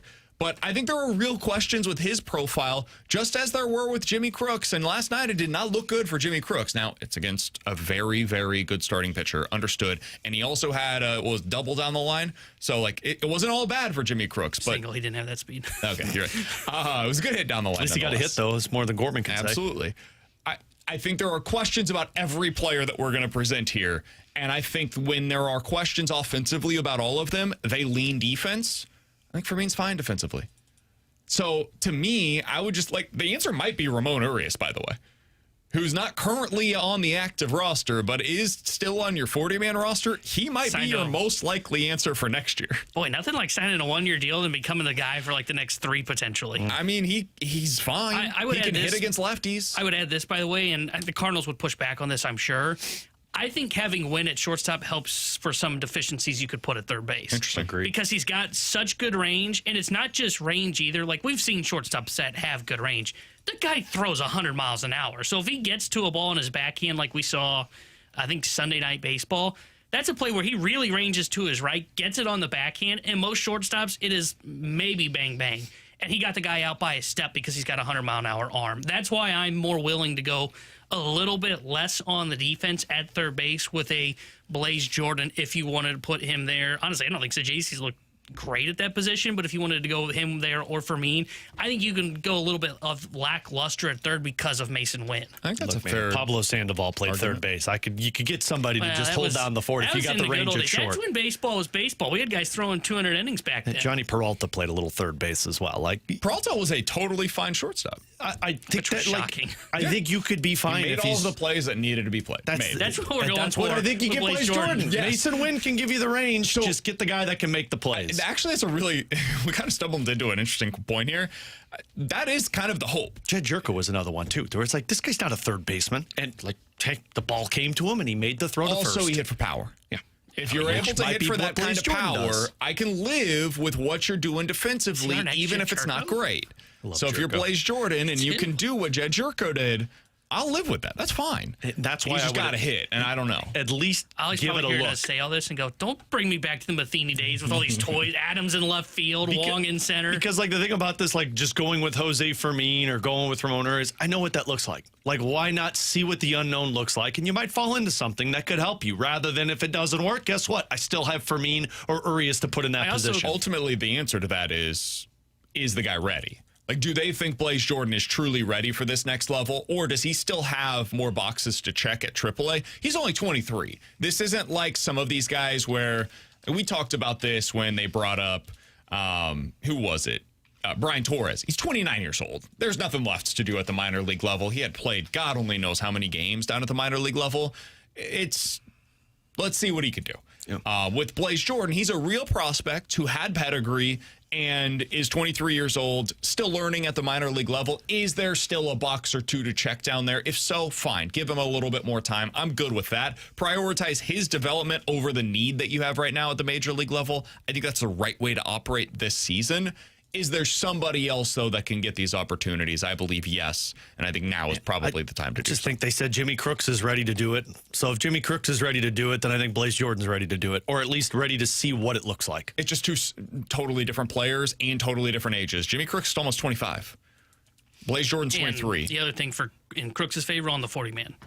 And again, you and I it. agree on the 40-man. But Blaze Jordan's It's played a like little 537 games in the minor leagues. Like, he's had a lot of time in the minor leagues. Agreed. Everybody's different, though, on their path. I get it, but like when you're hitting the way that you're hitting in the minor leagues and you've been there that long, you at least give them a little bit of a carrot to see what it looks like. All right, he's Alex. That's T-Bone. I'm BK. In the 1 o'clock hour, we'll get into our conversation about the Hunter Dobbins plan. I'm going to tell you this right now, T-Bone, none too thrilled about it. We'll get into that so we have coming more up time in the to 1 get him o'clock angry. hour. I will disagree with it because I presented this plan yesterday, I will and then they sit went and with it. watch. So we'll get into that shocker, coming he up agrees in with the it. 1 o'clock hour. But next, I do want to ask you guys a question about one of the biggest storylines in this year's Stanley Cup final. Do the Blues or any St. Louis teams have the equivalent of this in their recent history? We'll talk about that next year on 101 ESPN.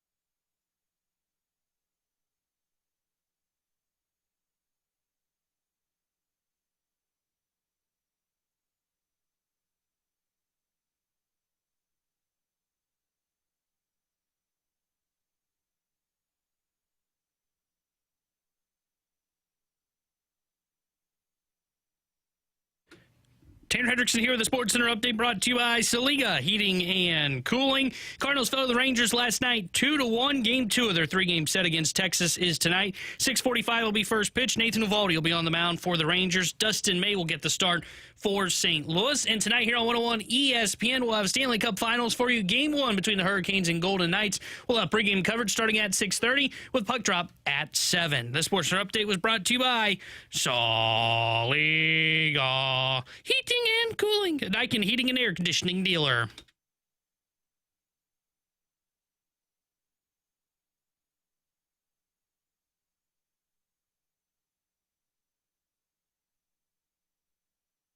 Alongside Alex and T-Bone, I'm BK. Alex, David Pagnotta is out here with another report. Seattle is entertaining, or would entertain, moving the 7th overall pick in a deal that includes a top-line forward.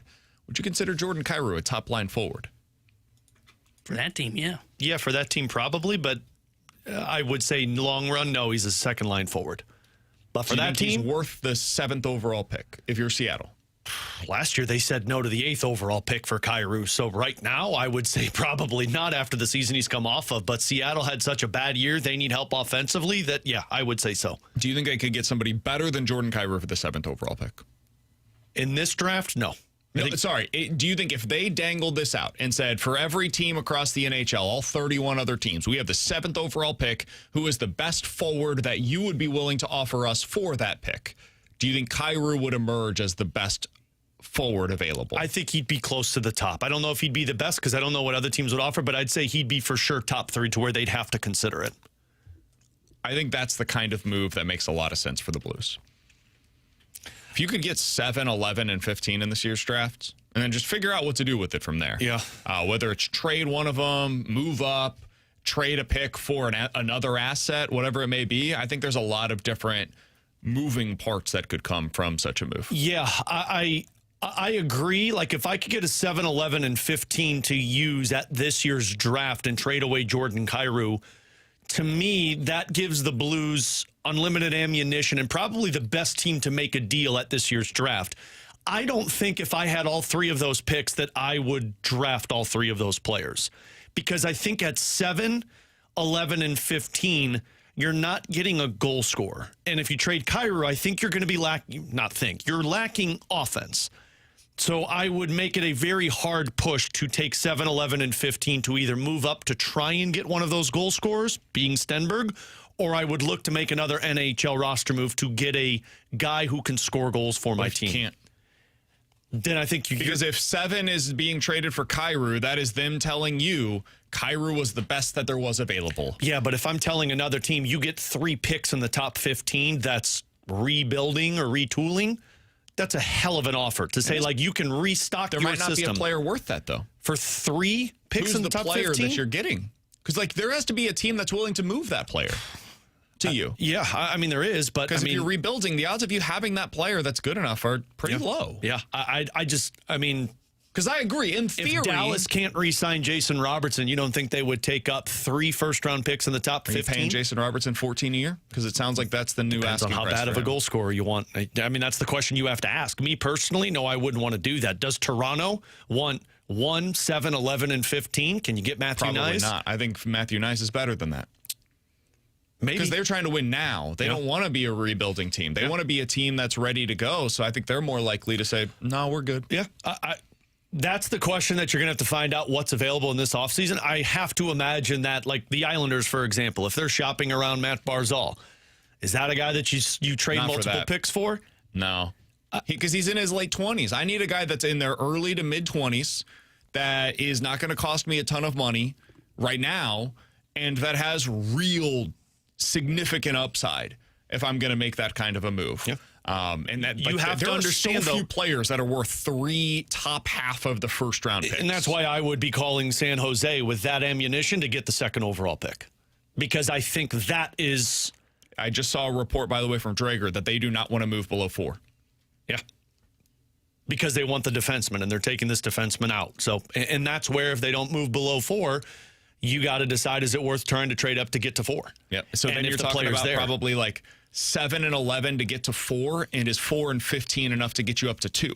Well, and you're trading with Chicago, so 7 and 11, they'd want more than that. So you'd probably have to do all three for them, and they're not moving out if Stenberg's not there. And then if you trade up to number 4, and you've already traded 7, 11, and 15 to get to 4, you don't have enough now to move up to 2. Yeah. Unless you're including a player, and now I've traded 7, 11, and 15, plus a player to move up to number 2, and I would just rather have 7, 11, and 15, plus that player. I'd rather have 2 for that package. If it's, in this scenario, I've now traded Kyrou, 7, 11, 15, and a player for Ivar Stenberg. Yeah. That guy would have to be an absolute generational superstar to make that worth it. I don't know if he has to be a generational superstar to make it worth it. To be worth 3 first-round picks in the top half of the first. You can't just say player. Like, there's got to be a name association with this player. Sure, but let's go down this path. 7, 11, 15, Jordan Kyrou, and Otto Stenberg, maybe? Or Neighbors, or... Yeah, that I'm not doing. I mean, who's the player then that you're It would thinking? have to be a lower-level prospect, and I don't think you're going to have to give up a big... Lindstein? Probably lower than that. Like, I don't think if you're giving up 7, 11, 15, I don't think you're giving up that high profile of a prospect name. Like, the way I look at this We're talking about moving up in this scenario from 4. You've already moved up to 4. You no longer have 7, 11, or 15. Because you've just traded that to get up to 4, right? Mm-hmm. Because Chicago's going to ask you for a higher, steeper price since you're a divisional rival. Yeah. So I've traded all 3 of those first-round picks. So now what am I packaging with 4 to move up to 2? Oh, yeah. In this scenario, there's too much creativity, and I think you're That's hindering what I'm saying. yourself. So now how do you get up to 2? Yeah, you don't. You're stuck at 4, and you're not getting 4 if Stenberg's there. So at this scenario, you're not moving all of that. And in that spot, then, yeah, I'm looking at 7, 11, and 15 and probably drafting. And this is why I'm saying, like, I think you have to be, if you're going to trade for 7, you've got to be open to the idea we're making 3 first-round picks. Because there's a very real chance you can't move off of these picks, or that you don't want to. Because these picks are more valuable than whatever the asset is that you can get in return. Because Seattle would be saying in this scenario, the best asset that we were able to get for this 7th overall pick is the asset that the Blues just gave up. In other words, there is no asset out there that is better for the 7th overall selection than Jordan Kyrou. So you're not going to then trade that 7th overall pick to get another asset that's lesser than the player that you traded for this pick, right? So I am open to the idea that they have 3 first-round picks this year in the top 15, 4 overall, and you've just completely overhauled your system, and now you wait, see what this looks like, and maybe a year from now, dude, you are loaded to bear, and you can then make that big move. I don't think they're on a time crunch where in the next month they've got to make that move, in my opinion. Yeah, I'm with you there, like, to have all of that. I just think 7, 11, and 15... I don't know how much those players make a difference for you in the near future, but you're absolutely correct in terms of you got players that become assets for you to move. If I have all of those picks, I'd be really curious what teams are willing to offer for NHL players. And that's the part that I just don't know who's available. There's not a lot of names right now that make a whole lot of sense. But if you have all of that, how many more teams are coming to call and saying, let's make a deal? But to have 7, 11, and 15, you're going to have a real opportunity to get a center, winger, and defenseman in that window. To get all of that for a Jordan Kyrou, you do put yourself in a much better position than where you're at right now. Johnny over on the YouTube chat basically says, I'm lost. None of this makes sense. Basically, this is a conversation about if the Blues were to trade Jordan Kyrou for the 7th overall pick, are you good with that being the end of that trade sequence, or would there need to be more coming in order for that to make sense for the Blues? Would they then need to move up or trade for legitimate NHL-ready players right now in order for that to be the right path for the Blues this offseason? And I think where the Blues are saying, at least from what the Bruce Garriott report is and from what we've heard from a couple of others, like the Blues are going to say there needs to be something else with that 7th overall pick. Probably not a high-profile name, but there's got to be some type of prospect in return that we can look at that we see a future for the Blues. Because I don't think they're trading Kyrou just for the 7th overall pick. The question that I then wanted to present to you guys, we'll get to the junk drawer on the other side. Jeremy Rutherford joins us here in about 10 minutes. Have the Blues had a player that had a career arc similar to what Mitch Marner is doing right now? Because Marner was really successful in Toronto, put up a ton of points, got them to the playoffs basically every year, was the golden child, and then he just could not win the big game and ultimately was sent out almost in disgust Like, hey, that guy cannot win the big one. He's a loser when the games matter the most. Now he gets to Vegas. He's in the Stanley Cup final. There's a real chance he's hoisting the cup over his head within the next couple of weeks, which means that he very much could win the big one. He just didn't do it for you. Kyrou could become that for the Blues maybe someday. Is there a player in recent St. Louis history that you feel like had a similar career arc to that, where they were good here, legitimately good player, but couldn't win the big one, and ultimately went on elsewhere to be able to win it all? The only one that I can think of, because the hard part is you putting the narrative of it like in disgust to where it's like, this guy's this bad, he can't get it done. I can only come up with 2 goaltenders in mind. Chris Osgood. Now, he wasn't sent away in disgust, but the guy couldn't win for the Blues when they had him. And then when they sent him away, he went on to win a cup with the Detroit Red Wings and was awesome that year. And then Yaroslav Halak was another one. Halak was great in the regular season, terrible in the postseason, and people were like, this guy doesn't win. And remember, they traded him for Ryan Miller, and then he didn't go on to win a Stanley Cup, but he went on to go to the Stanley Cup final with the Boston Bruins. That's a pretty good one. He wasn't the one that year, though, was he? What's that? Halak with Boston. Yeah, he was the backup. I was saying he was back. He wasn't the number one. No, he wasn't. No, but that Yeah. season where he played for them in the playoffs, he had a .922 save percentage. So, like, he was good for him. But, yeah, that's the only one that I can think of, because so many Blues, when they weren't winning, they weren't, like, sending away in disgust. People were upset, but they just couldn't win in St. Louis. Oshie. He wasn't sent away in disgust, though. No, but couldn't get over the top here. Yeah? That's actually a really good answer, one that should have come to mind for me, but I didn't even think about that. That's probably the one. I do think people were upset when he was moved, though. I think so, but I think I remember doing radio here in St. Louis when it happened. A lot of people were understanding of why they made that move. There was frustration because he was a fan favorite, no doubt, but it was pretty clear, hey, they had hit their glass ceiling with this core. It's time to shake it up a bit, and I think people were mostly understanding of that fact, and they trusted Doug Armstrong to make the right move. That's a pretty good answer to that. Yeah, people are saying Brett Hall, and that's the other one. Like, Brett Hall wasn't sent away in disgust. The Mike Keenan situation happened with Brett Hall, and he went on to win elsewhere. Same with, I saw people bring up Pronger and Curtis Joseph. Those guys weren't sent away in disgust. The narrative wasn't they couldn't win. It's just there was negotiations that became a problem, and they sent him away to go on to win elsewhere. Although Kuja never won elsewhere. Pronger won with the Anaheim Ducks. I'm very curious to see what happens with the Cardinals, because they've never been in this spot before, where they weren't the team that was able to win. Their guys always got there, and then they won it. And now you've got a spot where Arenado is on a good team right now, and he's playing well, especially at home. Paul Goldschmidt is in a different role, but he's on a good team right now, having some success with them. And Brendan Donovan is a guy that has gone on to Seattle. They're on a heater right now, by the way. One of the best teams in Major League Baseball lately, and he could be the one that ends up having success. Fall on that, though? Because, like, Donnie wasn't sent away in disgust. Goldie and Arenado definitely, their ending was Donnie would be different. Donnie's probably more similar to, like, the Oshie conversation, where it was time to go in a different direction. People still liked him, but if he wins it all, I think people will be happy for him, just the way that they were with TJ Oshie. Yeah. But it will be one of those where, like, man, too bad that couldn't have happened here. Yeah. I think the Pronger comparison with Donovan is pretty good, too, to where now he's not a Hall of Famer, but that was a situation where you were rebuilding. You had to move on and get what you can in return. Would Flaherty fall into that? No. Won a World Series with the Dodgers. I said that too quickly. Yeah, I was going to say that's Maybe. a little abrupt there. Maybe. Because, like, he was definitely sent away with some disgust. And then he found success with Detroit, got traded to the Dodgers, his hometown team, and then won a World Series with them. I said that too quickly. Maybe he could. Yeah. Was he great for the Dodgers, though? Oh, no, he's terrible. No. Yeah. See, that's the but thing. But if he like, goes back and does it again at some point. That's the thing. Like, Marner is probably the best player on the Vegas Golden Knights right now. It's tough comparison because he was great for Detroit, which led him to get to the Dodgers. Well, and I said this last week when we talked about it. The narrative of, like, Mitch Marner being bad in the playoffs, that is just not right. Like, yeah, he didn't score in the playoffs. He was nearly a point-per-game player in the playoffs and was a great defensive player. He just didn't score goals, much like Austin Matthews and William Nylander and John Tavares didn't score goals. So that's the narrative, that it's like Marner's always been great. He just wasn't the star of the team because there were 2 other guys that he was supposed to be setting up. Now he's the star of that team. He's Alex. That's T-Bone. I'm BK. Junk Drawer is next.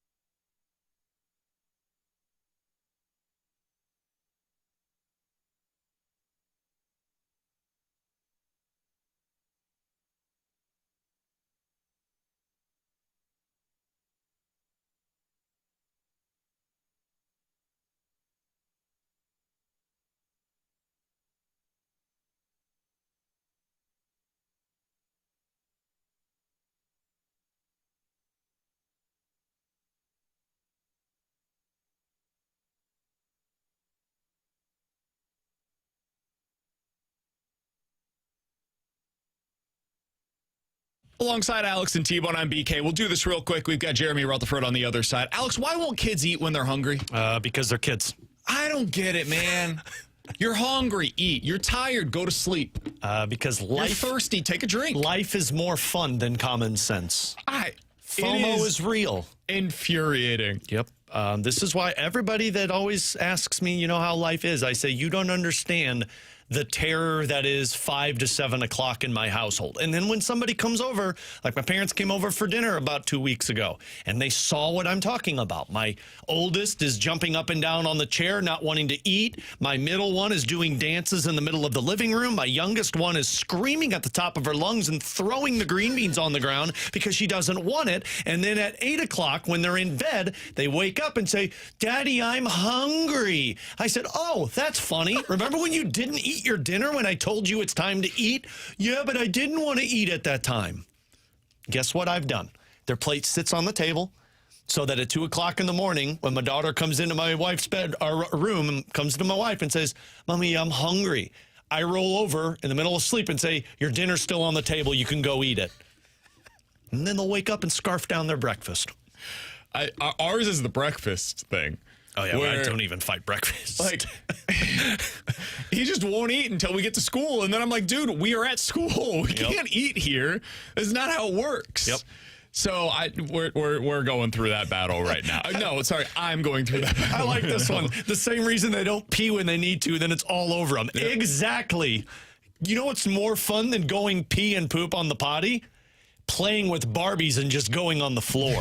So much more fun. Definitely more time efficient. Because FOMO guess what? is real. Because guess what? You got to clean it up, not me. Yeah. Unfortunately, then it's all over them, and so they then have to be cleaned up. Yeah. In other words, if you went to the bathroom, it would take 2 seconds. Just go real quick, super easy. Yeah, but then they got to wipe and flush and wash their hands and then dry them off. And by that time, the Barbies are going to be taken away. From the 636, we don't have that problem. All our 3-year-old wants to do is eat. Man, we'll probably get to that phase at some point. We are very much not not there right now. He has too much FOMO. We hit spurts to where it's like, oh, they'll scarf down food, and then the next week they don't eat anything. Alongside Alex and T-Bone, I'm BK. JR is next.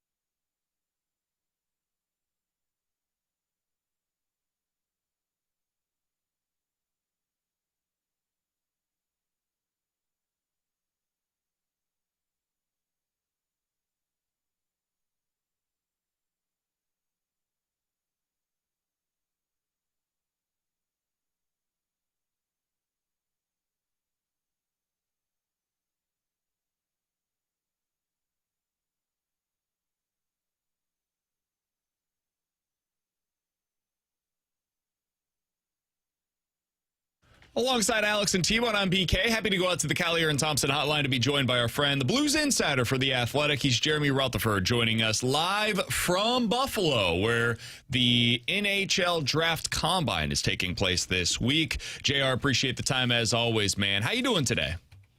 Oh, doing great. Yeah, Buffalo, where the weather is outstanding. This is great. I was just telling T-Bone, walked outside today in Buffalo, and gosh, it's got to be every bit of 70 degrees and pleasant. And I heard T-Bone's response, which would be my response. It seems like the only time to go to Buffalo where it would be pleasant. That probably is the case. Yeah, I don't know if Donnie's made the trip up here for a football game. I have not, so I don't know necessarily what it feels like in those frigid temperatures. Obviously, I've been up here for some Sabres games, but I, unlike the NFL writers, pick a sport where you go indoors, even though they got the air running to do my work. Very smart. That's why you're the smart one, JR. All right, JR, you gave us a little bit of a heads up. You were able to talk to Doug Armstrong earlier today. What did you learn? Yeah, I talked to Doug for about 30 minutes. He is not here yet in Buffalo. He is en route. He and the rest of his staff, every year they come up here and spend a lot of time and get to know some prospects with some interviews. And they also have their staff meetings.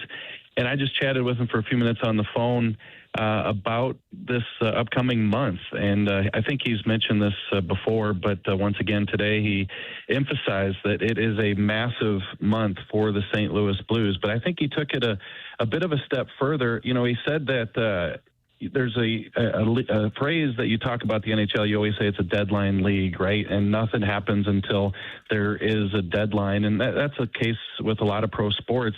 But you see it with trades and everything, that it just doesn't get done until it has to. And so when you talk about this draft, hey, we can talk about the Blues selecting at number 11, number 15, number 29. Do they trade up? But this particular summer, with all of the potential trades that could be made, you stress could be made, I talked to Doug about that, and he said, yeah, he thinks those trades can be tied into the draft, which makes this draft kind of a quote-unquote deadline for those trades. Now, you know, before we get any further, I want to stress that he also said he could see the Blues picking at 11, 15, 29, free agency goes by, and then some of those trades aren't made, if they're made, until after the draft. But he felt like the two were tied together and that this could be a deadline for some of those deals. If they're tied together, JR, I mean, what's interesting about it for the Blues is, like, the deadline isn't the night of the draft right before the team is going to pick, because all of the trade assets that the Blues have, with the exception of the picks, have no trade clauses. So, like, their deadline has to be a little bit different than, say, a team like the San Jose Sharks or the Chicago Blackhawks, because they have to know from the player if they would approve a trade if they get moved at a deadline or a draft day deal. Yeah, I agree. I think that obviously when you have the no trade clauses in play, that adds another wrinkle to it. But I still think that if Doug Armstrong and his staff is calling the players, let's say the day of the draft that night, or even if it's day two, or even if it's Sunday when things are done. Now, obviously, potential picks wouldn't be involved in that point because you've already made the picks. But I think that, for teams who maybe didn't move up or didn't get the player they want, now if they circle back with the Blues on a trade, I think it's possible for those trades to still get made and for the player to still have time to make that decision to waive his no trade clause. Yeah, obviously a bit of a time constraint in terms of doing it the day of or night before.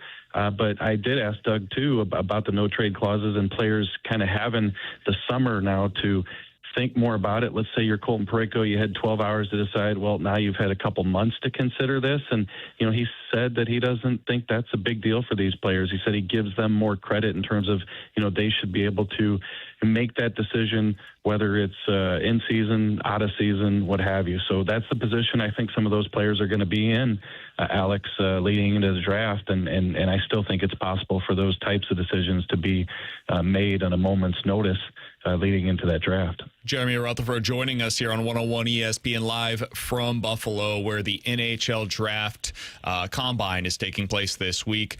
JR, any momentum, any movement on the assistant coach front for the St. Louis Blues? No, not to my knowledge. There's been a couple names brought up, and we addressed one of them, Jay McKee. Yeah, that was almost couple right. weeks ago.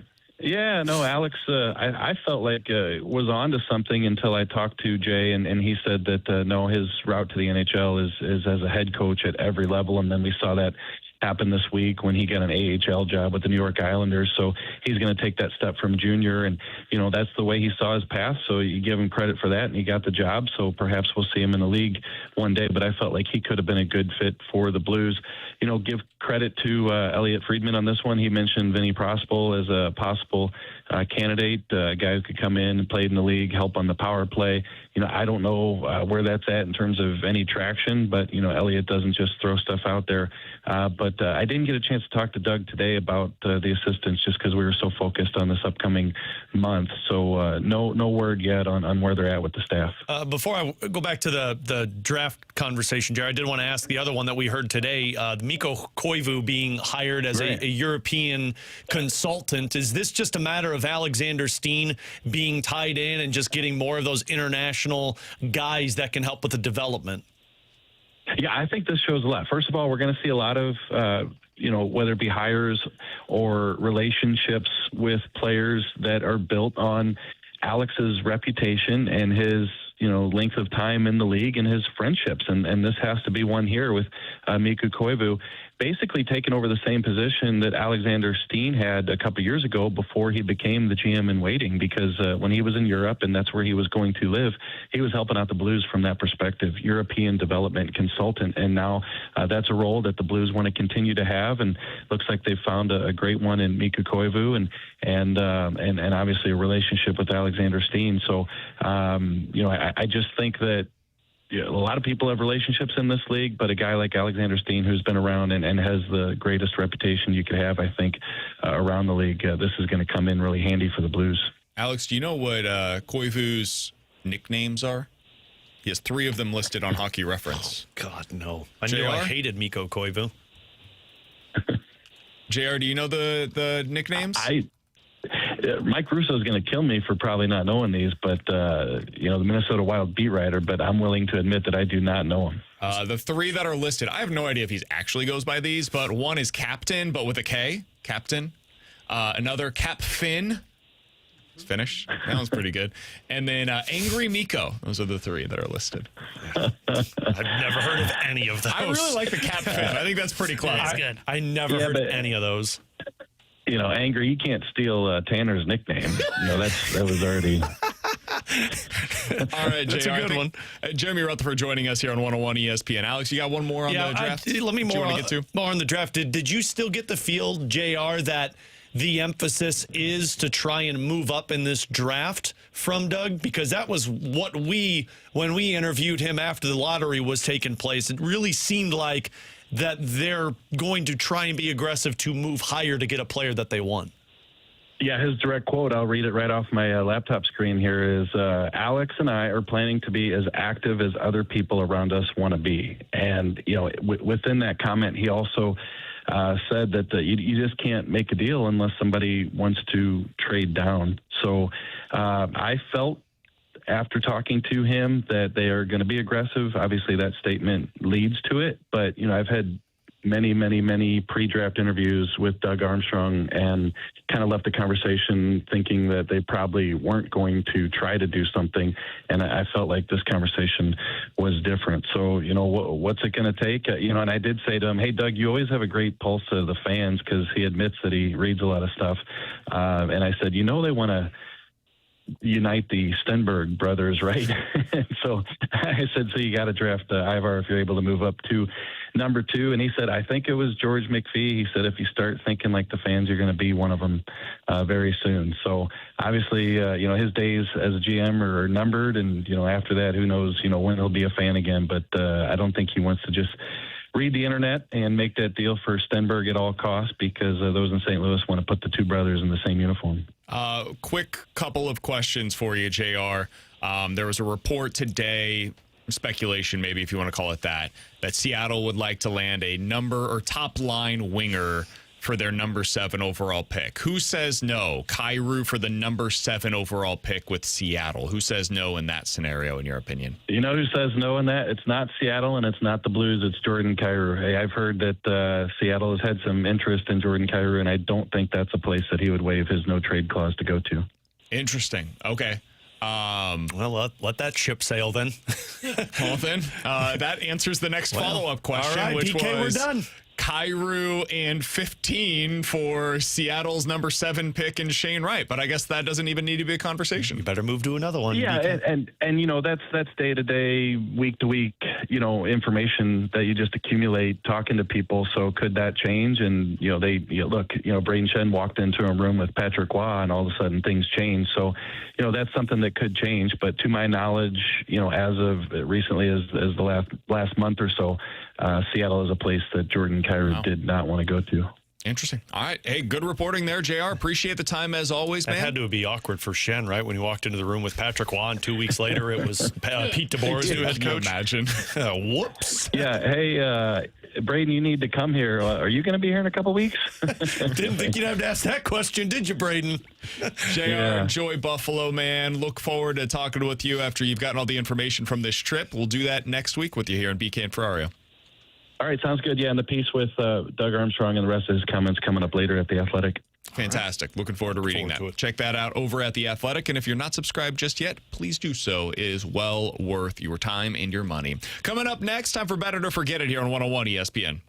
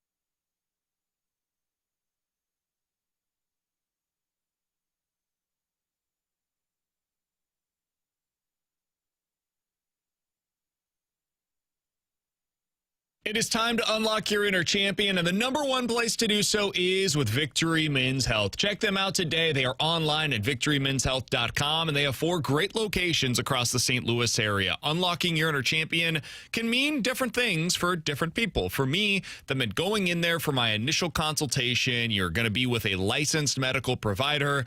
They did some blood work for me, found out where all my different levels were at, and said, hey, this is the plan that we think would make the most sense for you. They will also get your thoughts on it, get your input. Hey, maybe this works for me. I'm not sure I want to do that just yet because of X, Y, or Z.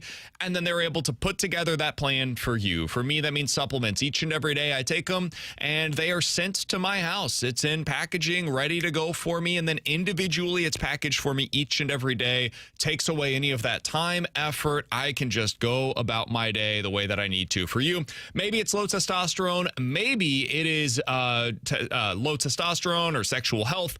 Maybe you want to find out about their red light therapy programs. Whatever the case, you can do it at Victory Men's Health. Unlock that inner champion today by signing up for that first appointment at victorymenshealth.com.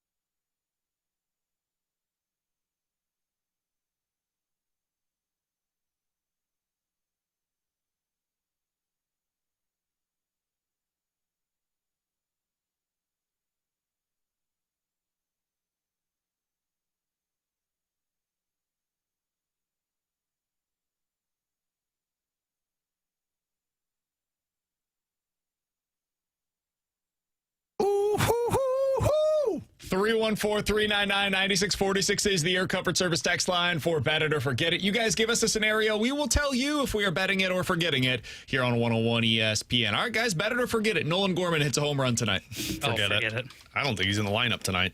I think he's in the lineup. I think be. there's 3 strikeouts, though. Dang. But, I mean, Evaldi's pretty good. In the playoffs. He's been pretty good in the regular season. Yes. What, Alex? Is Evaldi a Hall of Famer? Probably not. I don't think so. I'm not even sure DeGrom's a Hall of Famer. We were having this debate last night at the ball game. I think he with my should be. uncle. I think I would vote for him, but he's going to be a very tough test of what the new age of starting pitchers going in the Hall is going to look like. Evaldi, no. Hey, I would say probably not. But boy, is it very similar to the conversation that we've had about Bumgarner, where it's like, man, if you're doing that in the playoffs, I put so much value in that as a starting pitcher because the regular season, I mean, it's just so devalued now for starting pitchers. Yeah. It's about, can you for a month be the best in the sport?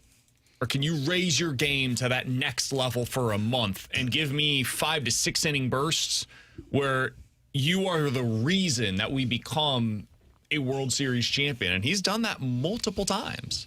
So I don't think he'll be a Hall of Famer, but he's, interesting. I'll say about it. I think Nolan Gorman hits a home run tonight because, of course, that's the way that this would go. Well, that will be the BKO. You said you were out on it, so I'll call for 2 home runs tonight from Nolan Gorman. Guys, bet it or forget it. Jordan Kyrou will finish his contract with the Blues. Forget it, but I think there's a much better chance of it than what people are willing to give credit for. I would forget it. I don't think he's finishing the deal with the Blues. I know it won't be in Seattle where he'll finish it now, but I don't think he's going to finish his contract with St. Louis. That's where I'm as well. Even if you come back this year, I don't think it's going to be with the Blues. I think both sides are ready to move on. It's just a matter of if, not when. Guys, bet it or forget it. Victor Scott will be the Cardinals starting center fielder when Nootbaar returns. Bet it. Yeah, bet it. You didn't Sorry. sound too confident there. I was trying to think about the timeline for Nathan Church, and it's significantly beyond when Newt will be back, so I'll bet it. I don't know that he will be the starting center fielder in July, but when Newt returns this weekend, I think it'll be the first game back. I agree with. I don't think long-term he's going to be there. I agree. I think he's going to remain that, especially because it sounds like they still view Torres as a decent step back in center field. So I think they're going to stick with Scott until Church gets there. When Church gets back and is healthy, I think he takes over for Scott. Here's a question for you. Who loses their job first, Gorman or Scott? Ooh, that's a good one. I think Scott. I think a lot of it Scott might be as well. timeline on the Church. 2 guys that are coming back from injury, Church too. and Urias? Yeah. Who comes back But first? I'll say it's Scott. I think he's easier to replace with somebody. And I think they'll still go splits with Gorman and Urias. I don't think they're going splits with Church and Scott. Church just will get the opportunity over Scott. Let's get to these from the text line from the 314. Bet it or forget it. The Stanley Cup Finals will go to 7 games. I'll forget it. I say it's 6 and Carolina wins. I'm forgetting as well. I say Vegas in 6. I think they're the better team. I'll say bet it. I think it's Vegas in 7. 314-399-9646 is the Air Comfort Service text line from the 314. Bet it or forget it. That report from JR saying that Kyrou doesn't want to go to Seattle took a lot of air out of our sails. I'd say forget it. I think there's going to be more teams that are interested in him. It just doesn't want to go to Seattle. And frankly, I can't blame him. As much as we want Seattle to happen, Seattle's not a good team.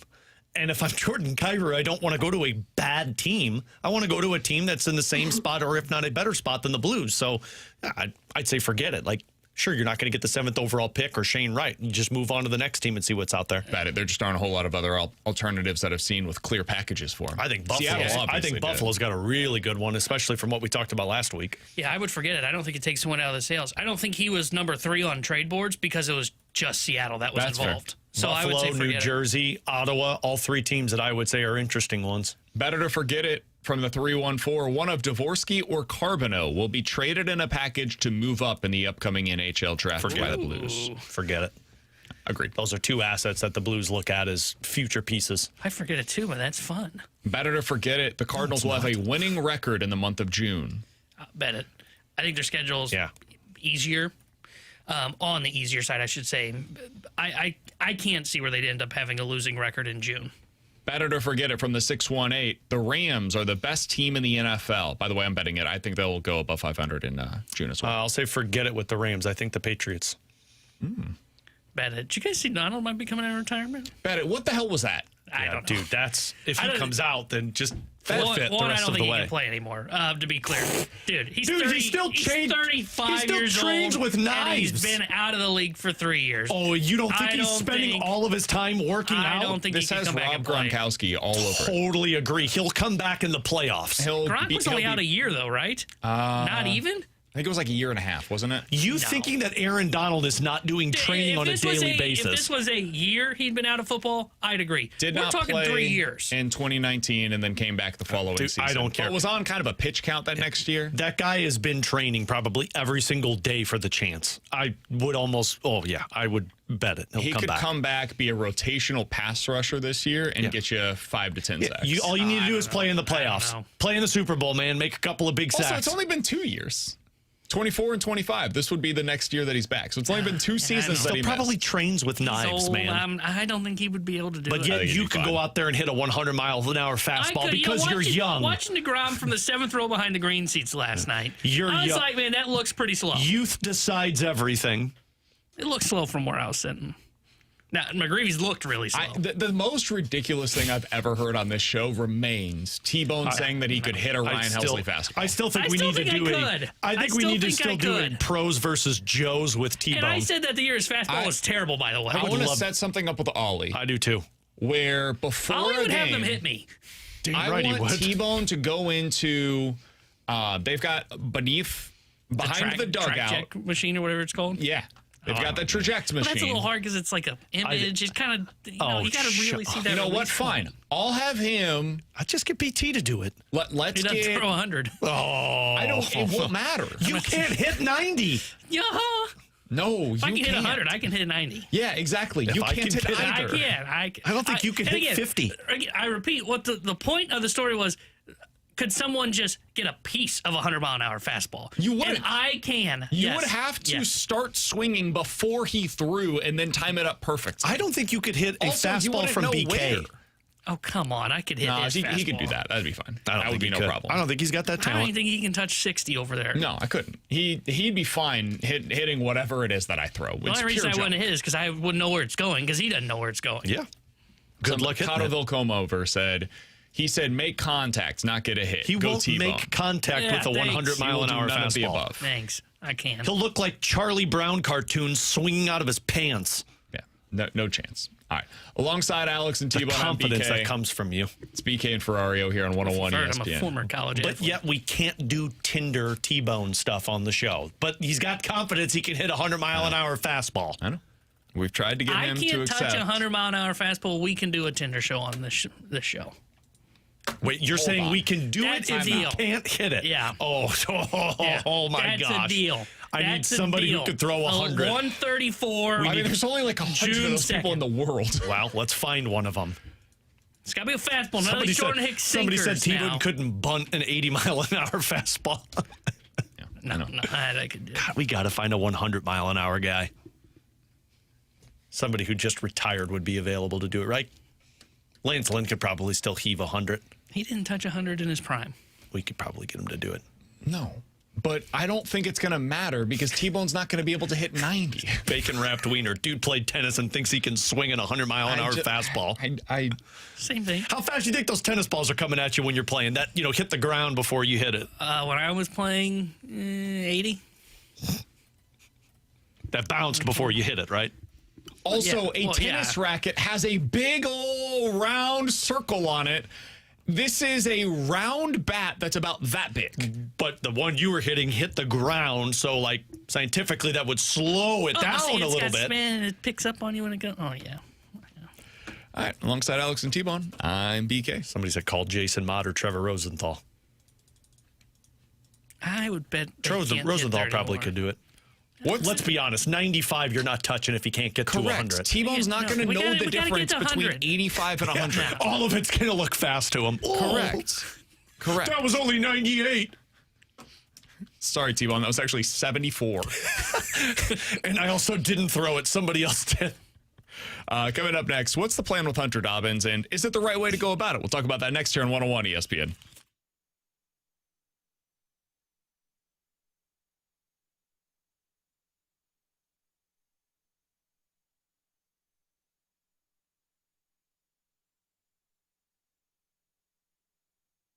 Alex Ferrario back with you to talk about my friends out at Classic Air Care, the company that has been making people comfortable since 1926. As we are hitting that heat this week, which means you got to make sure that HVAC system's in a good spot for you. Or maybe you're in a position to where you've delayed it long enough, but you know your HVAC system that's old isn't going to get you through this upcoming season.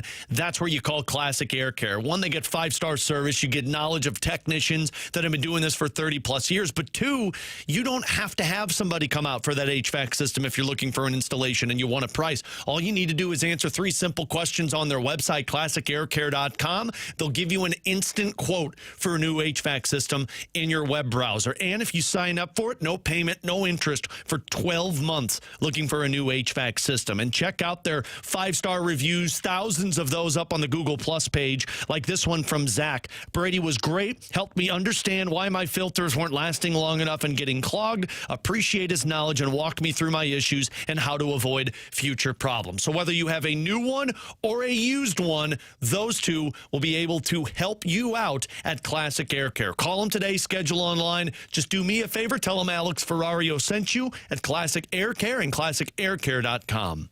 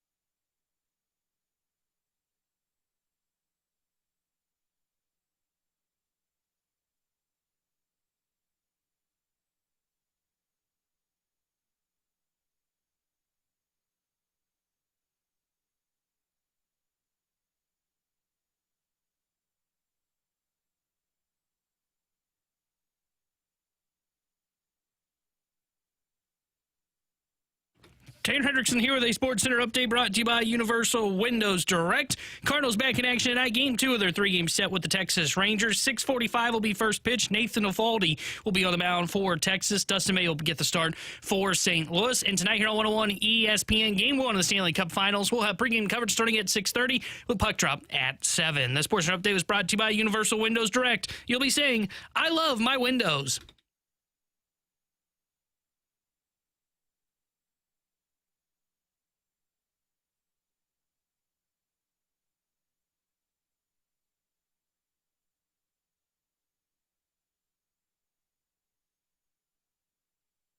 The Cardinals say that the plan with Hunter Dobbins is to keep him around for a little while. He's a starting pitcher by trade, and they would like him to be a starting pitcher for the Cardinals eventually, but there's no spot in the rotation right now. Alongside Alex and T-Bone, I'm BK. So they're going to keep him around, and it sounds like the next opportunity will be on Friday. Now, that would be Kyle Leahy's start day. There's a possibility that maybe this is a piggyback situation between he and Kyle Leahy. Maybe Saturday you bring him in as a way to go with Libby as the starter and then Dobbins as the righty comes in after. You're able to flip the lineup over, maybe see how that works in the later innings. That's the immediate future. I would assume he's going to get a spot start at some point thereafter. Keep him on turn. They've got that long stretch of games, I think in like a week or two, that they could potentially implement him into the rotation, go to a 6-man for a little while, buy a day the way that they have in the past. Do you like this, Alex? Do you think this is the right way to go about it with Hunter Dobbins right now instead of calling up somebody like Chris Roycroft or making the 40-man room with Gastelum, something like that? I'll keep my answer short because I know T-Bone does have a different opinion on this, but yeah, I do like this. I think your bullpen has run out of options at this point, and it's good to have some fresh blood in there that can add a little bit more reinforcement. And I just think when you look at 3 of your pitchers, whether it's Liberatore, who struggles once you get past the 5th, whether it's Leahy, who has struggled in his last couple of outings, or even a Palante, who things can get ugly pretty quick, you have options to where you can use Hunter Dobbins if you schedule this correctly. I don't think this is the right answer to do the rest of the season. I think it's what I've complained a lot about for guys like Matthew Liberatore in the past, where it's like, pick a lane. Stop making him a bullpen arm. He's a starter. He's a bullpen arm. But if you're doing this in a temporary situation for the next month, and you just want to keep getting him reps and understand what it is at the major league level and keep the schedule on, I think you can manage this thing for the time being. So I do like this one for now.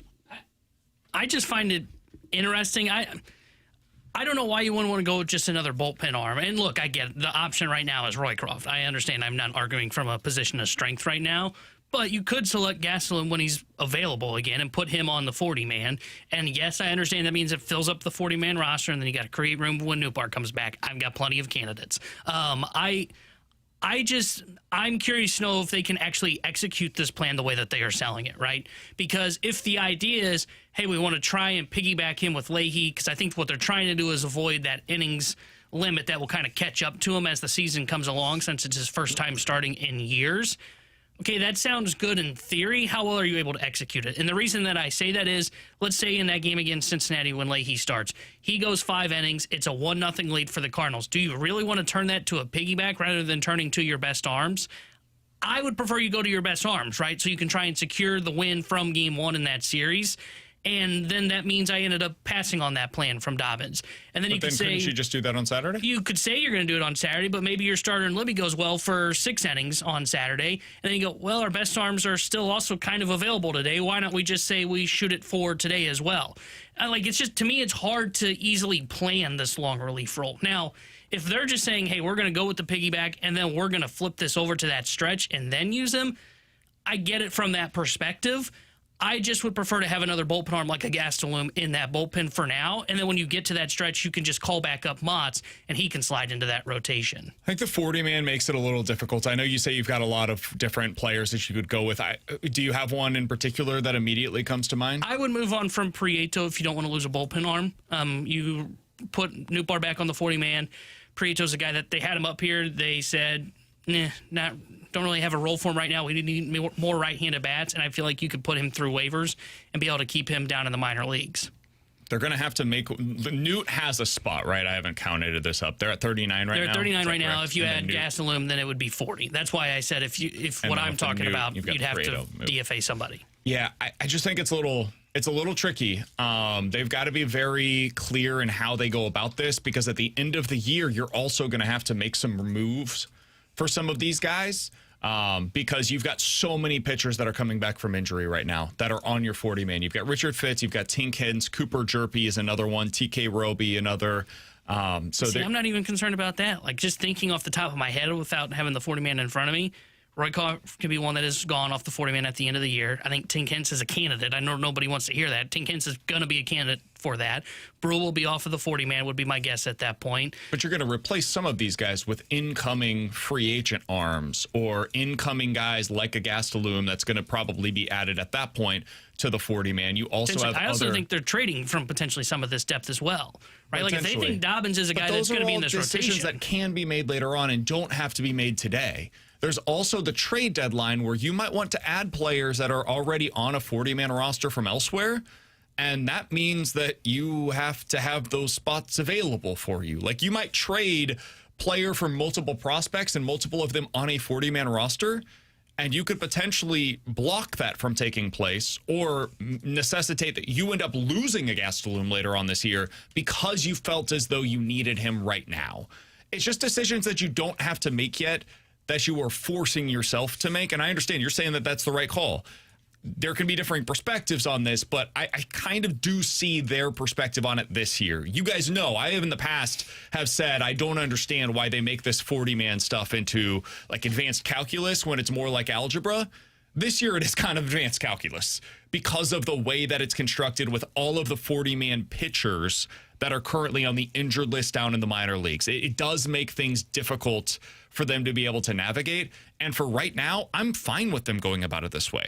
I trust Ollie Marmol to be able to navigate this. Now, in the past, there have been some managers that I would be a little concerned about, but we've seen Ollie be able to utilize. I remember a few years ago, it was like he had pieces of a pitching staff, not a rotation, not a bullpen, just pieces of a staff that he was able to construct things away. I think it was at Wrigley, where it was like Thompson threw 3, and then Libby threw 3, and then he just pieced the things together to be able to make it into a full 9-inning game. If he can do that there, I have trust and belief that he can figure this out this weekend. Or it's one time, basically, that you've got to do this with Hunter Dobbins, and then I think the following time he would be on turn when they're going into that lengthy stretch to be able to start for you as part of a 6-man rotation. So you're basically saying, hey, can you find a way to find one 3 to 4 inning opportunity for him out of your bullpen? I think the answer is yes. So I'm totally cool with this. I think by the middle of the month, you're going to be talking about, all right, what's the plan now? Once you get to June 20th, that's probably when you have to determine if you're going to keep him up here in this kind of a role or if it's better to go with somebody else. And my guess is their plan right now for that, because I'm sure they have thought of that, is their hope is that they can get Swanson kind of right in AAA. There you go. And then by that point, I believe his 15 days, his 15 days would have to be up by that point. You can call him back up here, and he becomes that 8th man in the bullpen. I think he's had a couple of good outings. I was looking at that yesterday when we were talking, and I think he's had a couple of decent outings for Memphis since he's been down there. So that's probably the biggest thing they're working on. It's like, look, let's just give it 15 days and see what Swanson looks like so that we can get him back and see if we have that other high-leverage arm. And then by then, you're talking a couple of weeks of Dobbins, and you could put him back into his normal role. By the way, just saw Ollie Marmol was on with KMOX earlier today and said he's expecting that Nolan Gorman will be in the lineup for the Cardinals tonight. I'm expecting a home run from Nolan Gorman. Put your bet in then, BK. Put your money where your mouth is. I will do exactly that. Alongside Alex and T-Bone, I'm BK. It's 1:49. Your time check brought to you by Clarkson Jewelers, and officially licensed Rolex jeweler. We'll hit the rewind, give you our thoughts for tonight's game next here on 101 ESPN.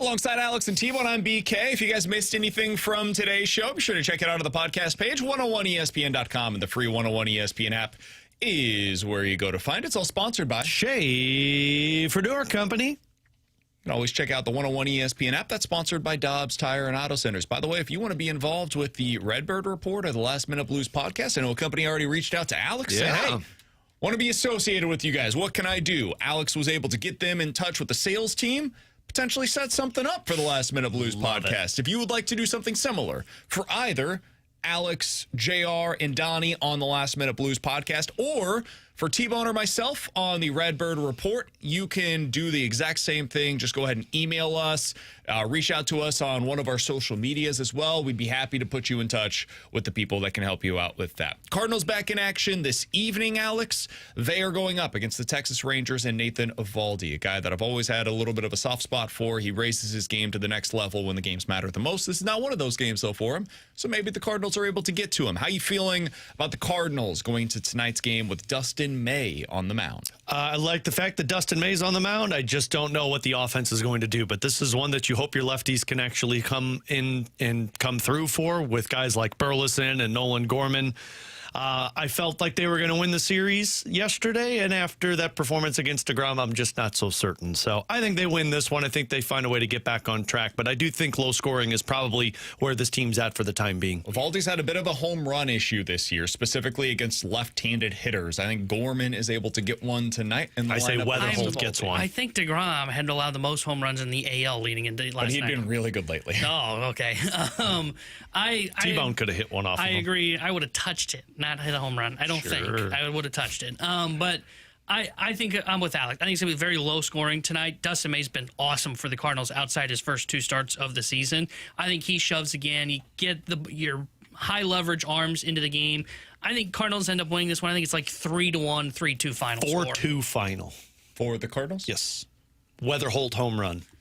I'll go Burley and every other lefty but Gorman. Yeah, 5-4 final. Cardinals get the win tonight. Gorman grand slam. Gorman hits a home run for them. Come on, guys. 4 people in front of Gorman aren't getting on base tomorrow against the Texas Rangers. Again, if you guys missed any of our show today, check it out on the podcast page. We had Derrick Goold on with us. We had Jeremy Rutherford on with us. Gave you our extended thoughts on the Cardinals offense, on the Nolan Gorman experience, and why he shouldn't be in the lineup moving forward, but he will be in the lineup most likely tonight, and he'll hit a home run for the Cardinals, and tomorrow the conversation will be completely different accordingly.